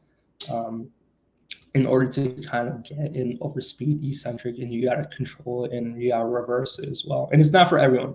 It's a single joint exercise. It's not for everyone. So we're not just doing that with some 11-year-olds. So it's a prescription as necessary. And like I said, I think I mentioned earlier, we do bands on our drop squats. So what it is, we have a bear cat or a super cat, or the bear squat. Some people call it the super cat. Some people call it the bear squat. We call it the bear squat. We got the bear squat. So all we're doing with that, I'm not looking for force. I'm not looking for force at all. What I'm looking for is dynamic isometric strength. So that last feature, so elasticity. So we put the bands on, you got your mass added to it, and you drop down and you reverse it as quick as you can, right? So now I'm not looking for, like I said, I'm not looking for force. And I really wish we had some way to measure it, like a muscle lab. But muscle lab, they're out of Sweden, I believe, and it's a whole lot of money in order to get that. So you need a linear encoder for both concentric and eccentric. But it's just a thought. And with in the program, the drop squat, we've gotten our RSI up, and then that coincides early in the workout, and we've gotten our sprints faster. So it's a tool. And we also do pogo hops on the bear squat as well. I know DJ loves that because that's what we jump in his arms. I've checked out, obviously we follow each other on social media, and I know that you use quite a lot of testing equipment. Could you just go through some of the testing equipment that you use and sort of why? Yeah, exactly. Also, big shout out to Gymwear. If they ever want to sponsor me, I will take it in a heartbeat. Hey, I am in that conversation as well. So hey, if I get it, I'll send you one. Yeah, because we have a flex, a Gymwear flex. So the one where the light bounces and it refracts, but we don't have enough to logistically use it. So we just have one, but like you said, so some of the equipment we obviously time our sprints. So we never do a full 20-yard in terms of time. We do flying 10, first 10. So we get our sprints in miles per hour. So that's a metric that we get. We also got Vertec, right?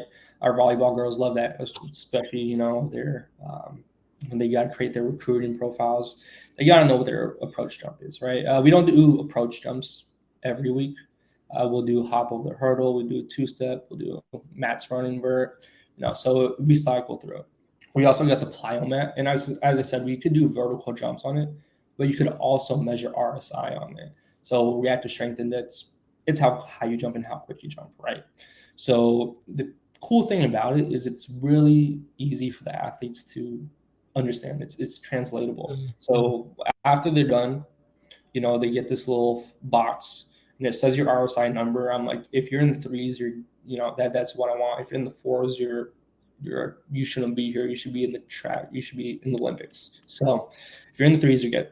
So you get this little box. Obviously, it's Y graph. You got your inches on one side. You got your time on the bottom.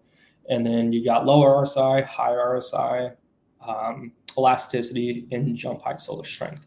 So obviously, wherever you coincide with that shows what weaknesses you have and what strengths you have. So if you're really elastic, that means your ankle complex is really good. But now I'm going to have you do a depth jump from box onto it. And then all of a sudden your RSI drops off. That means we got a little bit more strength, right? And then if you're in the red, so strength, right? All right. Now let's just have you go off of box again. You're still probably going to maintain. But now I'm going to say, okay, jump a little quicker. And if your RSI totally drops off, I'm like, okay, we got to create a little bit more elasticity. And we got to kind of divert the program that way. And we got the shred mill as well. And it gives you a whole acceleration profile as well. It's really nice. And I'm not a spokesperson on the shred mill. Tony is a creator. Does a really good job of doing it. He got some podcasts with Brandon Bird that he goes full salesman mode, and he'll convince you to get one. But we got that. Let's see. We also got in terms of technology metrics, we got the Ohm run. We that's a phonetic machine, so it sees what wattage you're producing within your run or within the movement too. I've had my baseballs do almost like a Proteus-like action where the grab, we have an attachment and they rotate through it. So you can see the watts in that as well. And then obviously you get metrics through weightlifting. Weight is weight. At the end of the day, if you move it, you move it. If you don't, you don't. So that's everywhere, including the AT. Yeah, that's something that you said that was quite interesting is you don't test one rep maxes. And I used to think that was the end all be all of testing. But then as I've learned more and sort of gotten these internship opportunities, I've noticed that sometimes the risk to reward ratio isn't enough to test them. Yeah, we actually do test one rep maxes. But we don't test one rep maxes. God damn it, Nate. Yeah. God damn it. No, we test 1 rep maxes on our bot squats. We don't do 1 rep maxes for our back squat. That's what I meant. So we don't do 1 rep maxes on our back squat or our back downs. So bot squat, we 1 rep max. Your deadlift, we do triples. We don't do 1 rep maxes. For bench press, you do 1 rep max. And I said it depends on skill level. So not everyone's 1 rep maxing. Some people are doing 3 reps. Some people are doing 5 reps. Just for some insight as well, I test 1 rep maxes myself because I know my technical ability is there. It's like I would much rather cue trap bar deadlift than a deadlift to a newer athlete. We can develop that deadlift, but we're starting off as a basic trap bar deadlift. Yeah, exactly. But yeah. And then our day twos, the technology doesn't change. The technology is there. It's there. Our day twos regarding our lifting, we don't max out on our day twos. Technically you do, but I'll explain that. What we run for our first squat once again to the weight room is brief maximal tension. So typically for brief maximal tension, and this is from Jared Bidney, we're aiming for 0.6 meters per second. So as I said, we don't have enough gym wear or flexes to use logistically. So at the end of the day, that's on our job to program it so they fall within the percentage that they need to be in order to get that velocity. And we do at 75%. So typically, it's found between 70% and 75% of 1 rep max, or 80%, excuse me. But we go at 0.6 or 75%, excuse me. Dude, been talking for too long. My brain's getting fried. But no, I'm going to keep going, though. I just got to catch my tongue a little bit. But no, that's obviously like testing through everything is key. Because you want to know that your athletes are getting better. Because there's no point in drilling. Yes. Yeah. Because there's no point in testing sort of like programming squats, like front squats every day if you don't know why. And you don't know what metrics you're getting out of that. Yeah. The fellows, they think they're just in to get a workout in. No, you're getting tested every time. But if I say it's a test, then they're like, oh, snap them. Then your cortisol levels rise, your acetylcholine drops, or it gets dumped, and all this fancy terms, right? But every day is a testing day. Every day is a testing day in terms of that. It just matters what test you're typically running. A barbell back squat, that's a test.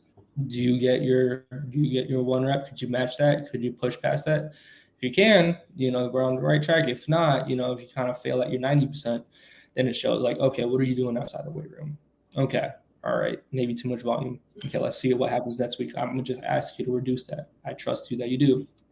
If they're still falling off, I'm like, okay, what weaknesses do we have? All right, what's your back raise at? What's your glute ham raise at? What's your ATP squat at, or your ATP marches at? And they'll tell me, and I'm like, okay, let's try to bump this up, or like the reverse hyper. And then typically, we'll find something like that. But for our day twos, we run brief maximal tension at 0.6 meters per second. So when you reference super training, speed strength is considered 0.6 to 0.9 meters per second. If you reference, I know at UW when we were doing perch, speed strength was 1.0 to 1.3 meters per second. So whatever label or reference you decide to do, just know what velocities you're going at in order to induce the adaptation you're going for. So we do brief maximal tension. We superset that with some regular jumps, so static jumps on the jump mat or plyo mat. And then after that, we do some pause squats and we do some low box squats. And I talked about the low box earlier on. And we superset that with some pogo jumps on the bear squat and the drop squats as well. And then there are bench press, brief maximal tension as well. Day twos, we do straight bar for the deadlifts, and accessories have a little bit of variation, but it's typically somewhere. Yeah. No. Dude, so tell me what you've been doing, man. I feel like I'm losing oxygen in my brain right now. Nah, you're all good. This is the reason why I got you on, is because you can go super detail into metrics and what they mean and why we need to look at them. Yeah. So, I think as well, we can get lost in the data and then we forget to coach. But an interesting point that you brought up was you're there to be someone's someone's something. Like someone's going to look back at these coaching sessions and be like, actually, he had my back there. Let me go speak to him and ask him for his advice on my next move. Because, like, realistically speaking, not everyone's going pro. So what do you do with these kids after they've not made it pro?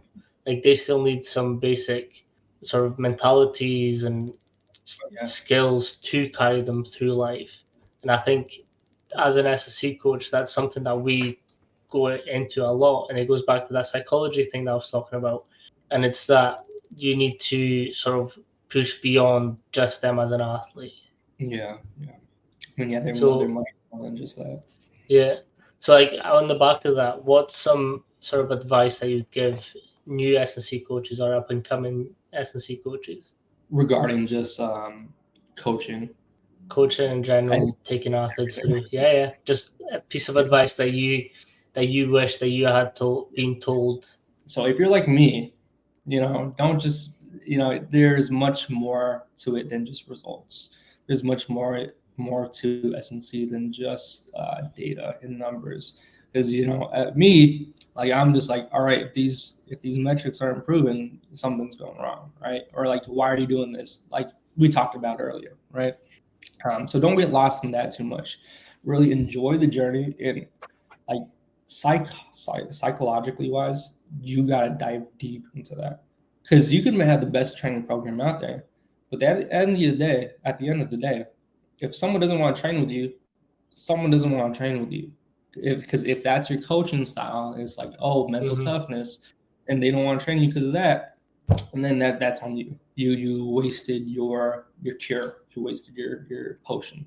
So definitely dive onto it, psychology wise. I know for me, I read a lot on Brett Bartholomew, and I read this book called Coaching Rush. I joke, I was literally just about to pull this up. Conscious coaching. It's a great book. But I read Coaching Rules, and it's pretty much an encyclopedia. It's rules. It's like what you should be doing. It's great for new S&C coaches. But one of the rules was, I'm not going to say because one of the words is a bad word, and I don't want you to just take your time to bleep this out. But you're good. Just go for it. I'll censor myself. Does the kid need more crap or need more ice cream? And what that means is how do you coach them in that way? Do you need to push them a little bit more?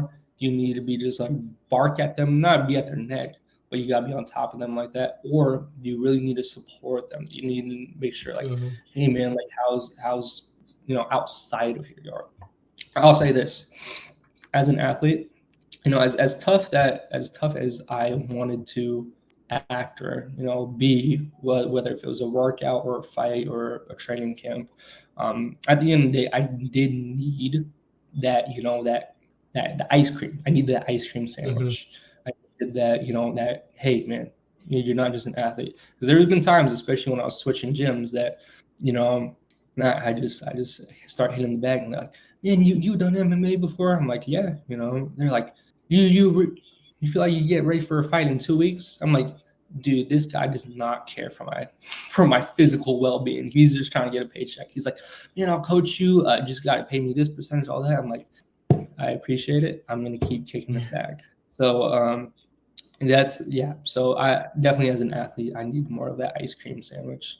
But there's definitely some kids that could take it. They could get that crap sandwich. So and you kind of everyone's different. Everyone's different. Right. That. So definitely diving into the psychology of coaching helps a lot. Going out of your comfort zone in terms of your biases. As I said, my bias is conjugate. So I do a lot of conjugate training. I listen to a lot of conjugate coaches. There's a million ways to cook a steak. So conjugate is not the only way to do it. I think it's one of the better ways. I think it's the way that works the best within our system, but it is not the only way to cook a steak. So look into what else is out there, what other philosophies there are. Look into if you're ice or ice hockey guy, if you're an ice hockey S&C coach, look at track and field. You're like, what can I get from track and field? Eccentric RFD. There's a lot of cross bridges between sports as well. Exactly.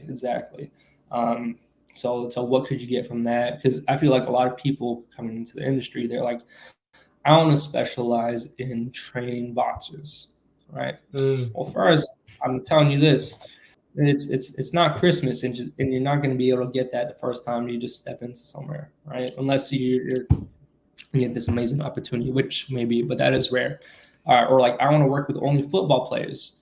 Truth is, you're going to have to work with everyone, man. And if you're only working with these people, that just shows how non-didactic you are. You need to be a chameleon in this industry. You need to know how to adapt on the fly, whether if it's a training program or your coaching style. So that's some advice I'll give for people coming into the industry. And also, you gotta learn how to love it, because if you don't love it, you're not gonna last long. You're not gonna last long at all. Because some people they're doing it because they're like, man, I get to tell people what to do. Like, I just get to tell my guys to lift weights and that's it.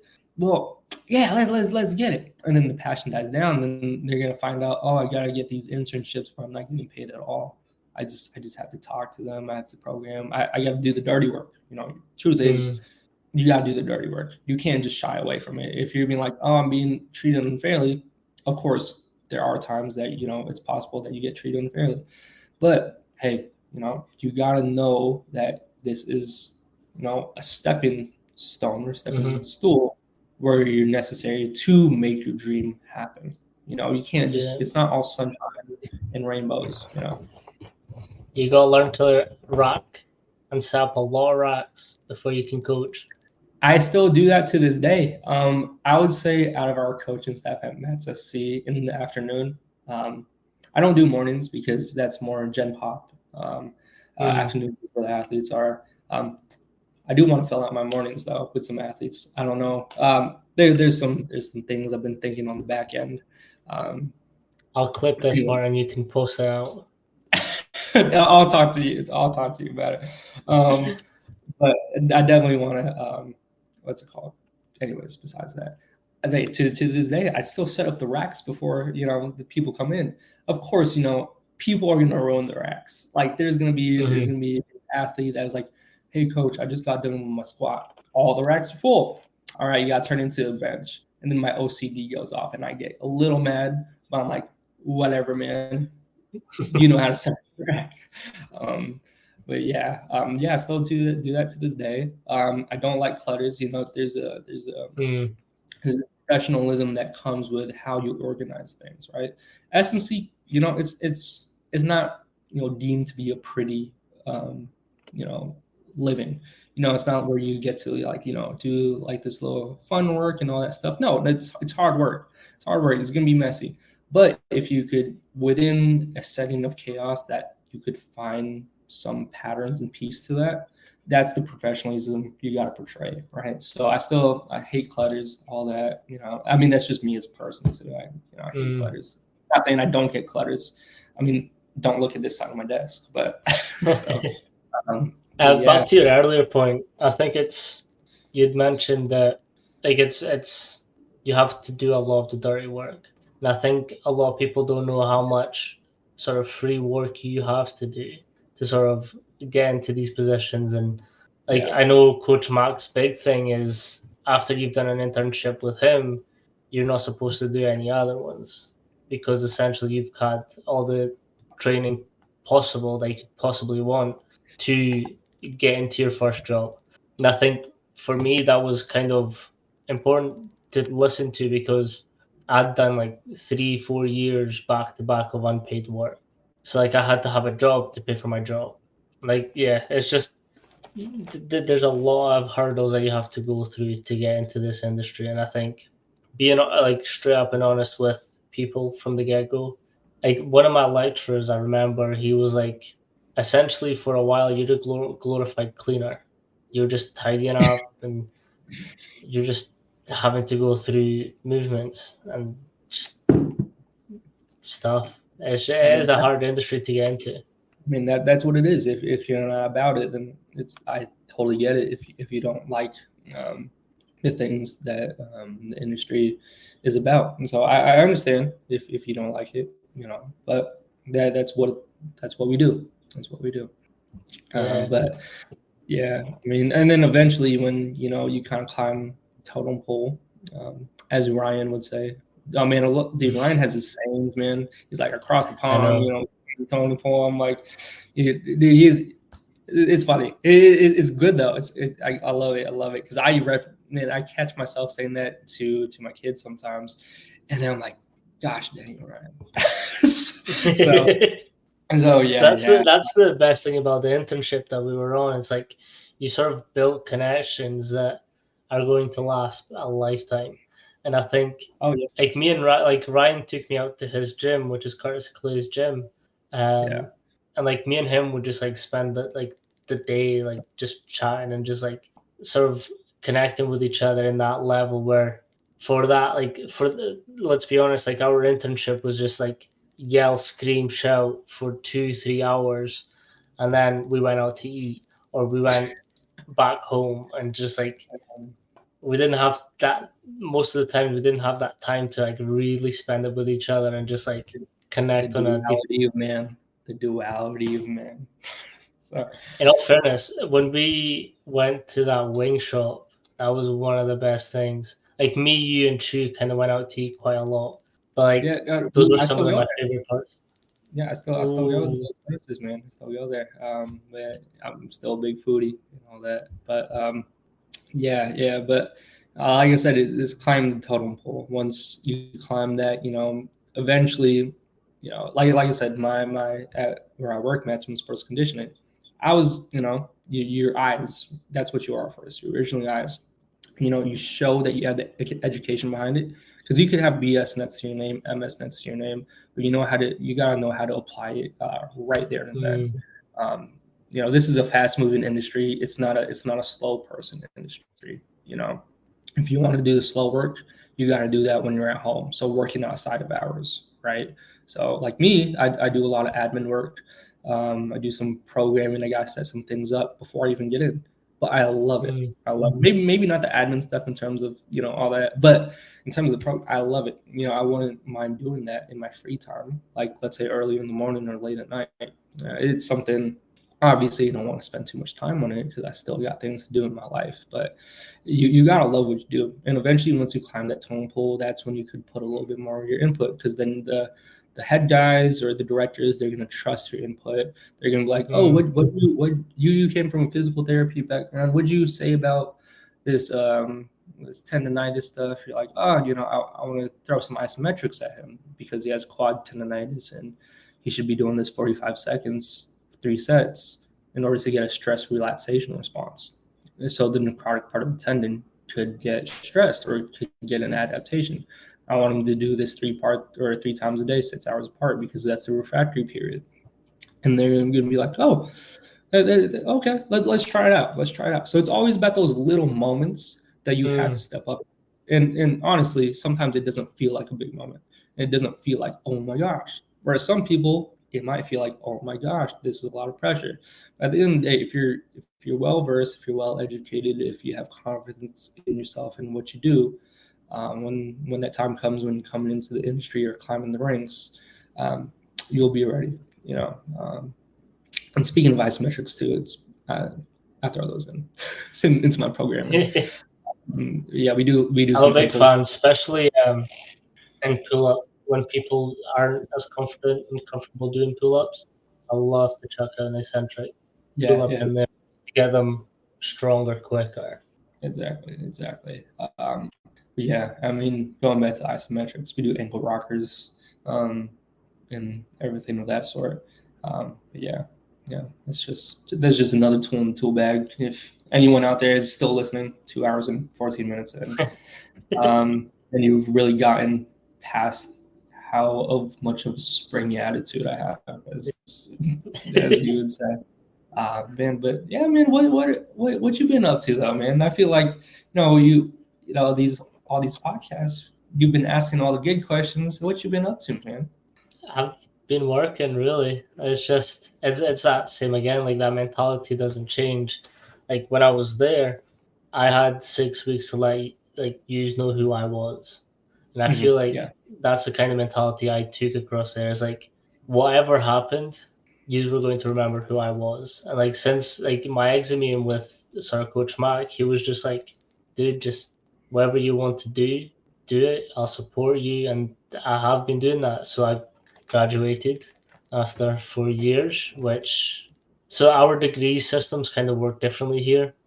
Yeah. So I got my bachelor's in 3 years, but you get like a bachelor's with honors. Mm-hmm. So that's what I have. That's why it takes 4 years.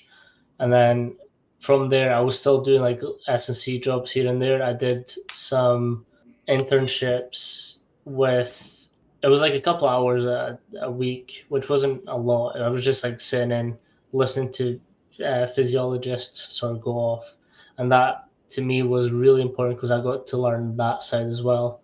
So we used like MOXIE system, so it measures the oxygen in your blood streams to see what happens with fatigue levels.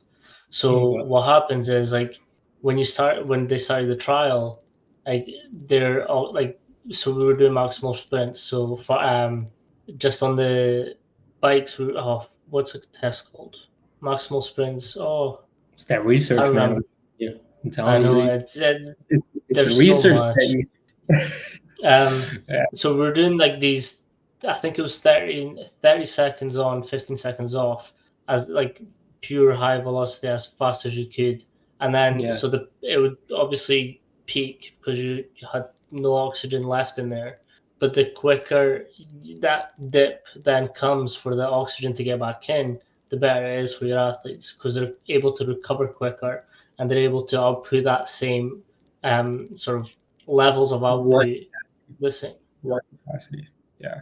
So depending on how much oxygen you have in your system, the more you can output. And using those MOXIE systems was amazing because I got to see the physiology side of things. Yeah. So then I took that into my programs and I was like, okay, he's fatiguing really quick. So his drop, instead of being like this, it's like kind of curve balance. So how can Mhm. I help strengthen those weaknesses so that he can better use his like oxygen systems? So Yeah. it was quite interesting to know that side, and then it was just like continuing S&C work. I worked in a gym, and it was just S&C I took, which was quite interesting. So I did the barbell lifting club. Mhm. So but it was like majority was women, and there was women that weren't necessarily the youngest women. So it was like getting them to move efficiently, like squatting properly. Like most of them didn't know how to squat. So how can I break that down to a point where we're back to the basics? So I Mhm. think some of the exercises I even gave them was just like a single, like just a normal box squat. Squat to the box, back up. Squat to the Yep. box, back up.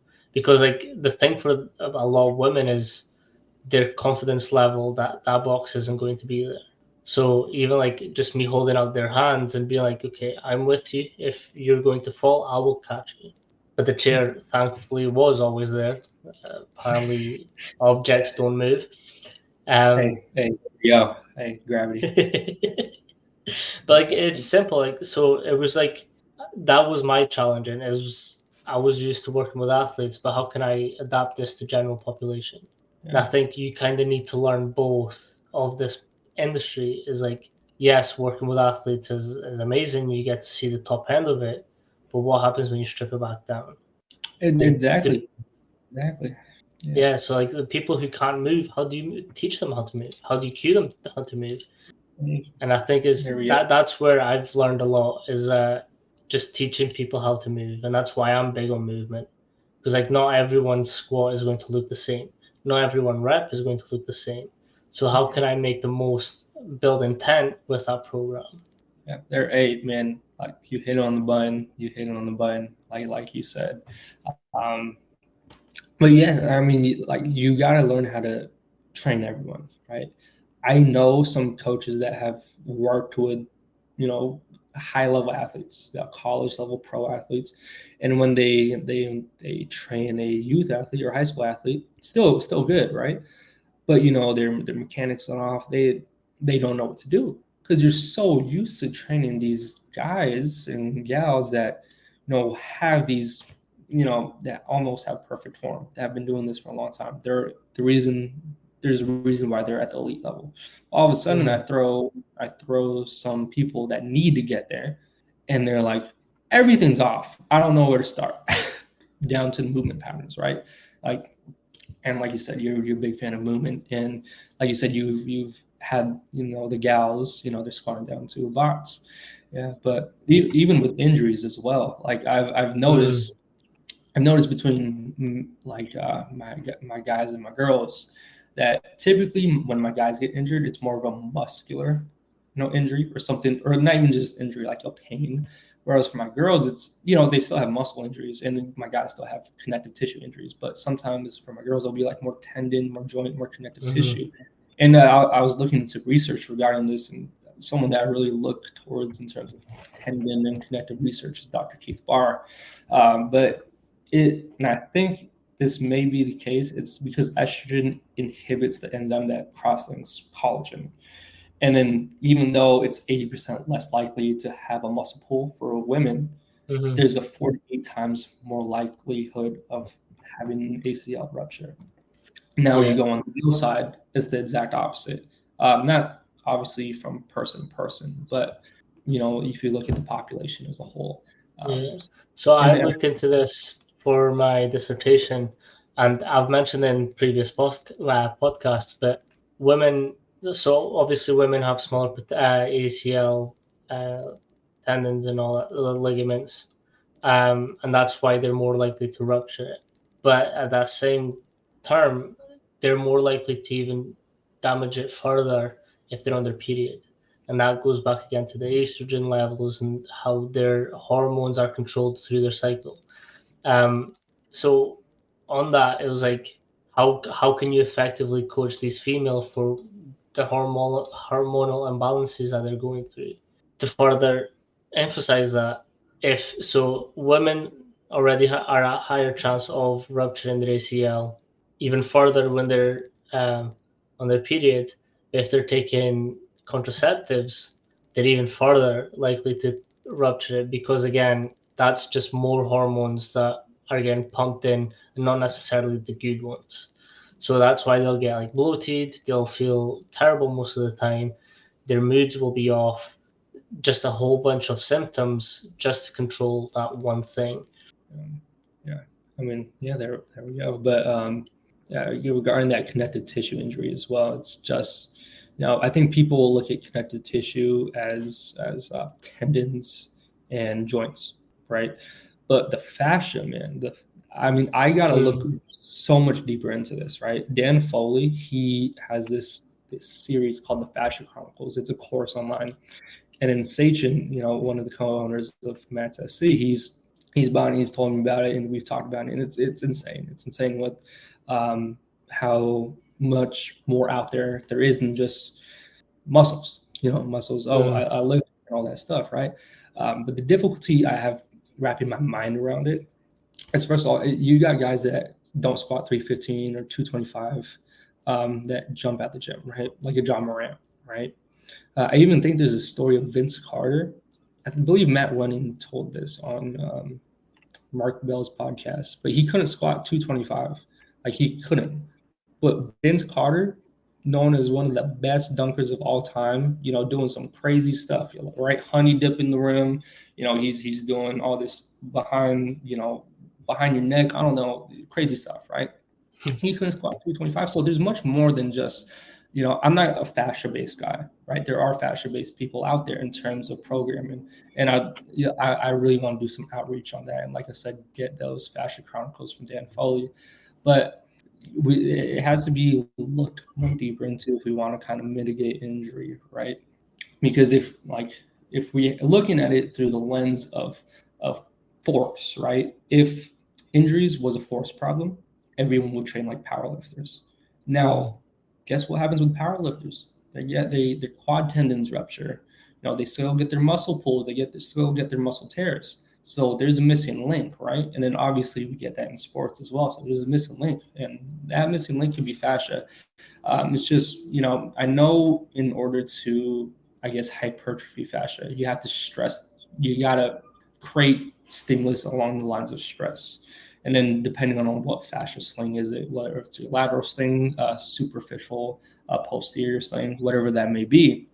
Because fascia, it's high in hyaluronic acid. So it's high in sensory and fluid dynamics, high in, nerve endings as well. So it's a sheath that we're not looking at, or primarily that most people are not looking at.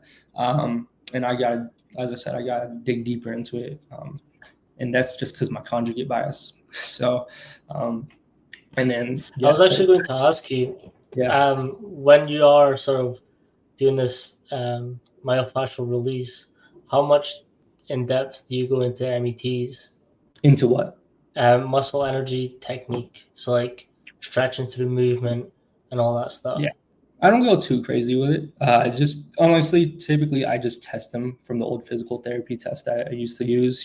Let's say for your internal external rotation, your serratus anterior, your latissimus dorsi, just figure out what muscle action the muscle does, and then you test through that range of motion, right? So where it's going to be on a 1 to 3 scale. So 3, you're solid. 2, you're reciprocally inhibited, and then you were fine after we did antagonistic muscle release. Mm-hmm.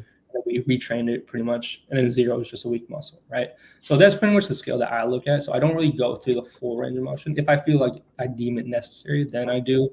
But like I said, typically what I do if I run into an injury or someone like, I have my low back pain also, I use the reverse hyper a lot in the marches. Guess what? That's traction right there. So if someone has like or unilateral pain on their lower back, I'm like, okay, and maybe I talked about this earlier. I have no idea. So I've just been spewing stuff. So I'll have them do. We are 2.5 hours in. Man, golly. So I'll have them do a unilateral reverse hyper. So 1 leg at a time, minimum effective dose. I tell them whatever weight's comfortable, do the other side and end it off bilaterally, right? And then typically their back feels better. They're good to squat. I usually have them avoid box squat after, because you do need to have to break up that eccentric concentric chain. And with that, then becomes lower back compressed, right? Because your lower back has to sit on that box and it may be compressed. And since we just did traction, you're kind of reverting that. So typically I'll just have them back squat or belt squat, and their backs feel way better. But I also do RPR, like I said, reflexive performance reset. That's the first thing I do. Then I test them out through my physical therapy lens from the 1 to 3 scale. And then after that, we'll use like technology. So like I said, reverse hyper, we'll check out your mobility, we'll check out that, and then we'll go from there. Yeah. And I do have PT that I work with as well. So if I'm really dumbfounded, I'm like, hey man, so help me out here. So yeah, and they're great, man. They're great because they got their whole clinic set up. Obviously they got patients coming through, but they're more than willing to help if anytime I have a question, or if a question about myself. I get injuries, so questions about myself or questions about like my athlete. They're like, obviously I'm not a doctor, so I can't say that you're ready to go back to sport, or I'm not a AT, PT, DBT, so I can't say when you go back to sport. So let's consult someone first about it.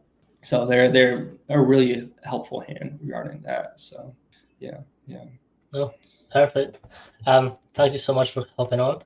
Obviously, I love picking your brain because you go really into the nooks and crannies of sort of what is actually happening, and you're diving into that science-based. And I think explaining it properly and letting athletes sort of figure out what they're feeling and how they're feeling and why they're feeling it is an important aspect of our jobs. And I think you do a really good job of sort of really fine picking what it is that's happening and trying to correct it. Yeah. And I think as an S&C coach, that is one thing that we are trying to do. We are trying to create this obviously fast, explosive, strong athlete, but in a balanced manner so that they can do their sport effectively. Yeah, exactly. And some people too is like in the industry, they get their, at least for the US, right? They get their CSCS and they just do their continuing education units, and that's it. That's what it is. And they're doing the bare minimum, but you have to stay educated, not just with what's up to date, not just with to research, because research is going to be behind, you have to keep, if you're not, you have to be a researcher even though I was kind of talking about research in that you have to be a researcher in your own realm of practice, right? You gotta see what works. You gotta be a sports scientist if you're a coach. And if you're not, I wouldn't consider you, honestly, I don't want to bash on anyone, but I wouldn't really consider you like an effective strength and conditioning coach. Because you do gotta know what triggers things. You gotta know what modalities you gotta use.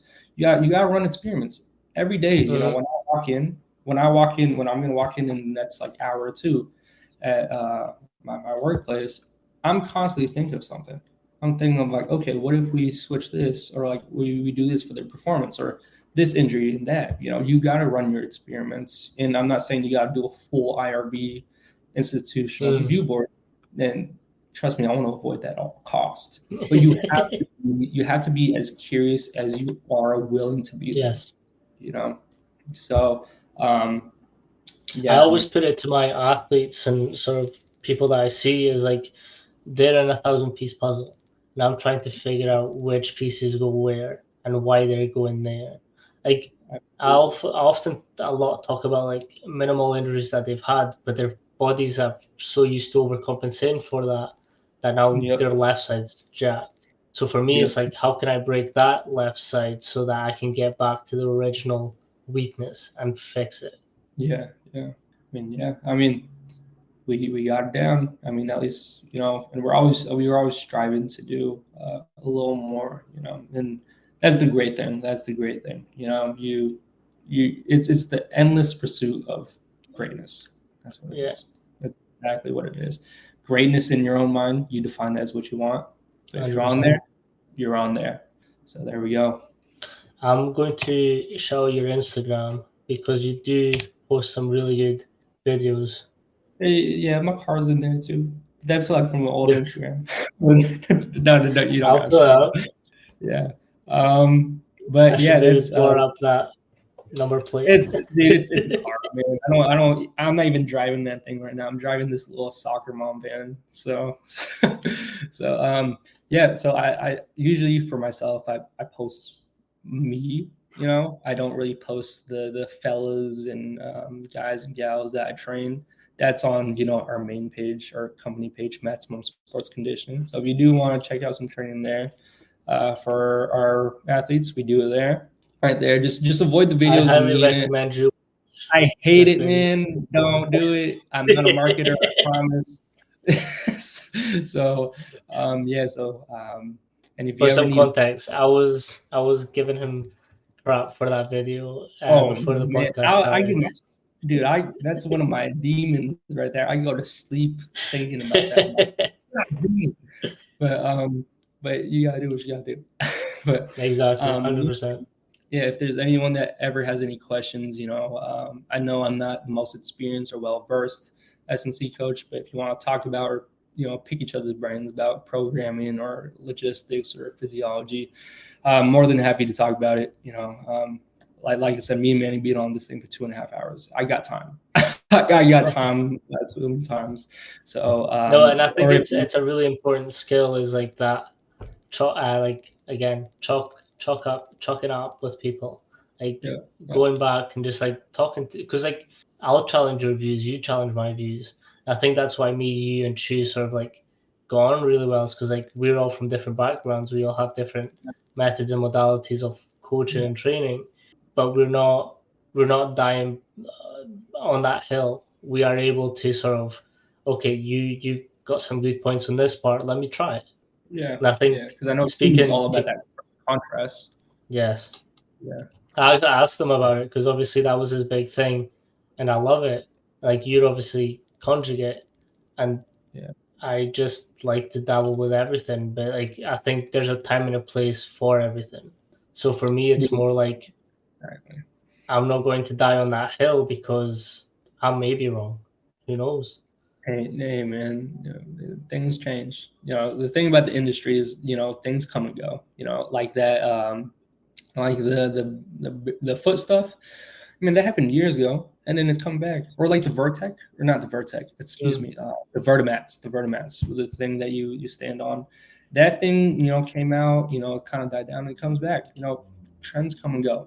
They're going to cycle through again, such as French contrast and everything of that sort as well. It's just, I don't love actually, that. I've got a company I want to show you because I think you'll be very interested. Dude, I'm already interested. On what they do. But so essentially they make these different types of machines that, they've got a Nordics one, they've got a jump mat, they've got, it's like this cage where they are able to test isometric movements. Okay. I need to find it. Oh man, I'm always on Facebook Marketplace, like looking at stuff in my area. Yes. Yeah, because that's how I didn't do it, but that's how we got the Super Cat or the Bear Squat, and that's how we got the Belt Squat too. So Facebook Marketplace. So that's how we got some SSBs and bamboo bars. So comes in clutch. I want you to talk about the bamboo bar because I've not officially tried one yet. Hey, but you know what you gotta do? Looks brutal, dude. Because what's your bench at? This is where the meathead is coming out now. So because I've got T-Rex arms, I don't actually bench. I just dumbbell. I just go dumbbells, or I've been messing around with bombs up kettlebell press. Yeah.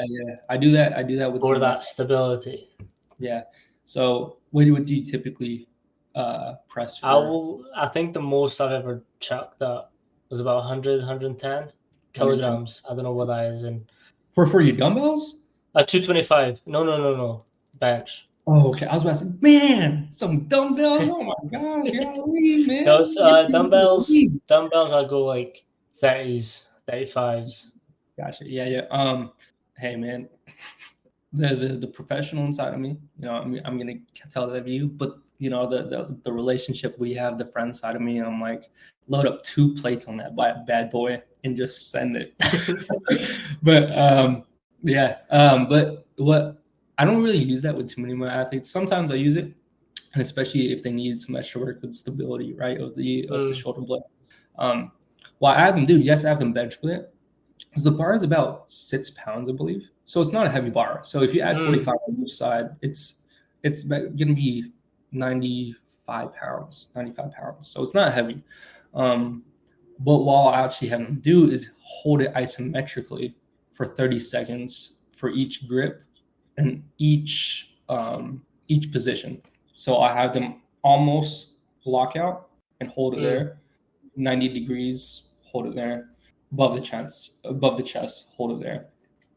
So that's always a fun one. It's something different that they love to do. But it's also something that I forgot who I got it from, but they use that in powerlifting. I believe Julius Maddox uses those as well. Not maybe to the extent of 30 seconds, but yeah, he holds it for about 30 seconds at each position. I think sometimes they go up to a minute or a minute and a half regarding that. Yeah. I'll pull up the company. I finally found it. Oh, Val Performance. Yeah, Val. So I've been getting really into their stuff. Unfortunately, I've not got enough money to splurge on these things. You're telling me, man. I really want, besides that Kaiser calf, that 1080. The 1080. Yes. Yeah. They were actually using that at UW this summer. And I got a look at some of their stories and I was like, that is amazing. That because Rolf, he's actually the creator of 1080. All right. Yeah, Rolf, he's the creator of 1080. He's not part of the company anymore because that's his story to tell, right? But if I had that, because a lot of people, they do resistance sprints. We have resistance sprints, right? I would have them do not overspeed, but assisted speed. Yeah. Oh my gosh, that's the baby right there. And it's that thing, you could bring that thing anywhere too, man. That's what I love about it. Yeah. I've got another one for you, actually. Dude, this is just becoming a shop. Yes. Oh, K-Bots? Yeah, we have a K-Bots. Yeah. Oh, yeah. Legit. We've got one at our university. Yeah, yeah, I've messed around with it. Yeah, because typically with the K-bots, we would do because we got influence from Chris Corfus a lot because he actually doesn't use that anymore for his psoas work. We would do psoas work on it along with just squats, right? Because you got if you ever done it, it's tough. And I K-box remember is brutal. the first time I did it, they were just like, "Man, just send it." And then I'm like, "So go as hard as I can." They're like, "Yeah." I'm like, "All right." Well, boom, and then I go up. Wait a second, and the world falls on top of me, man. The world falls on top of me. But yeah, we got a K-box, so we use Were it all you the time. chest harness or belt? I was chest harnessed. Yes, I was. Ooh. Yes. So Damn. I really folded. But yeah, big. Oh, for people who are listening who aren't aware of the K-box, so what it is, there's this flywheel. I'll pull it up again. So it's a flywheel, and how it works is you concentrically it's fine, but then it pulls you back down to work eccentrically, and you have to control that eccentric phase to. So have you tried the app? The what? Have you done it with the app? The app? Yeah. No, I don't believe so. So the app, I think I still have it on my phone. So how the app works is it tells you where you're peaking. So if you're peaking concentrically or eccentrically. Okay. So essentially what you're going for is a higher peak on the eccentric than concentric, because that means you're controlling your eccentrics better, and you're able to get that sort of adaptation that they're looking for. Okay. So the flywheel pulls you down to make sure that you're controlling. So that is attached to a belt, or in Nate's case, a harness. You go up with it, and then it pulls you back down because of the inertia that the flywheel creates. So you're having to control that both sides. So being on a harness is a lot harder than being on a belt, because if you're not used to that controlling system, you're getting folded like a deck chair. Luckily, they had faith in me, and I'm not an athlete, so I am on the staff. So yeah, but yeah, man, there's so much technology I look into, like even stuff that I don't have, like the 1080 sprint. Because I had to talk to Rolf about it. Is a lot of people use it for resist speed and change of direction as well, and overspeed. The reason why I don't love overspeed, and then Rolf got to talk about it as well, is because when you're sprinting, right, you don't want to cause tenseness, because every contraction has a relaxation. So when you're just tense, there's no relaxation. And then what that usually causes too is there's a limit that he looks for specifically. If there's more than 40 newtons of ground of braking force, then it's too much. It's too much overspeed or too. Yeah. So the reason why, if I had that, I would do assisted speed. Pretty much what that is, it's your average velocity that's achieved in, let's say, for a 100-meter sprinter, 100 meters. So let's say 10 meters per second. They would then move 2 to 3 meters per second over time. So then they would assist to maximum velocity attained. Typically, I believe it's 11.5 to 11.8 meters per second. As the year goes on, as the sprints get higher, the assisted speed gets higher as well. So if someone wants to at 1080 send one over, I will run some attendance. That way. I will gladly do that. I know Rolf, though, since he's not part of 1080 anymore, he's working on something. We've been in contact about it, so I'm kind of nice. Who knows? I've been looking at the Quantum 1080 too, or Quantum. That is insane because it has the overspeed super maximal eccentrics. That you get that from Kaiser, but it's more overspeed rather than super maximal. So if you're really a triphasic guy, because triphasic training, so eccentric, isometric, concentric blocks from Cal Dietz. I know typically he does it for time in terms of the eccentrics, but if you got that quantum, you could overload it super maximally, almost like if you had what were those things called? The weight releasers. It's almost if you had weight releasers, but it's way better. It's tech. So if you're a big E or triphasic guy, that's something that I looked at and I kind of want. But hey, money's money. Money is money. Money is money. Yeah. No, perfect. Thank you so much, Nate, for obviously hopping on and giving us your insight into the industry. And this is why I like this podcast, is like everyone's got such a unique view on strength and conditioning and methods that we use that I'm learning as I go as well. So it's like a school day for me every time. I really like it. Yeah, of course. Yeah. So if you show your Instagram up, everyone can hit you up with questions and queries.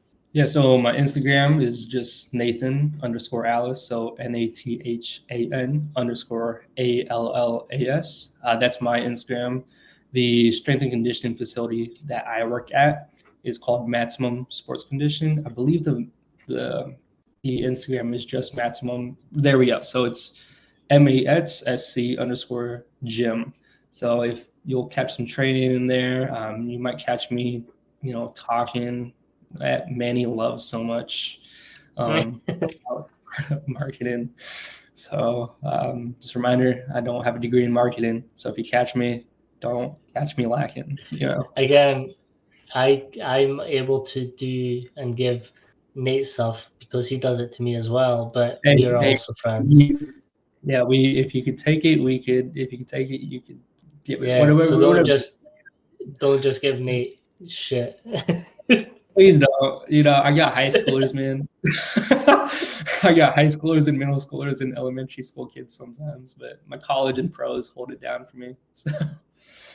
No, thank you so much, Nate. And we'll catch you later.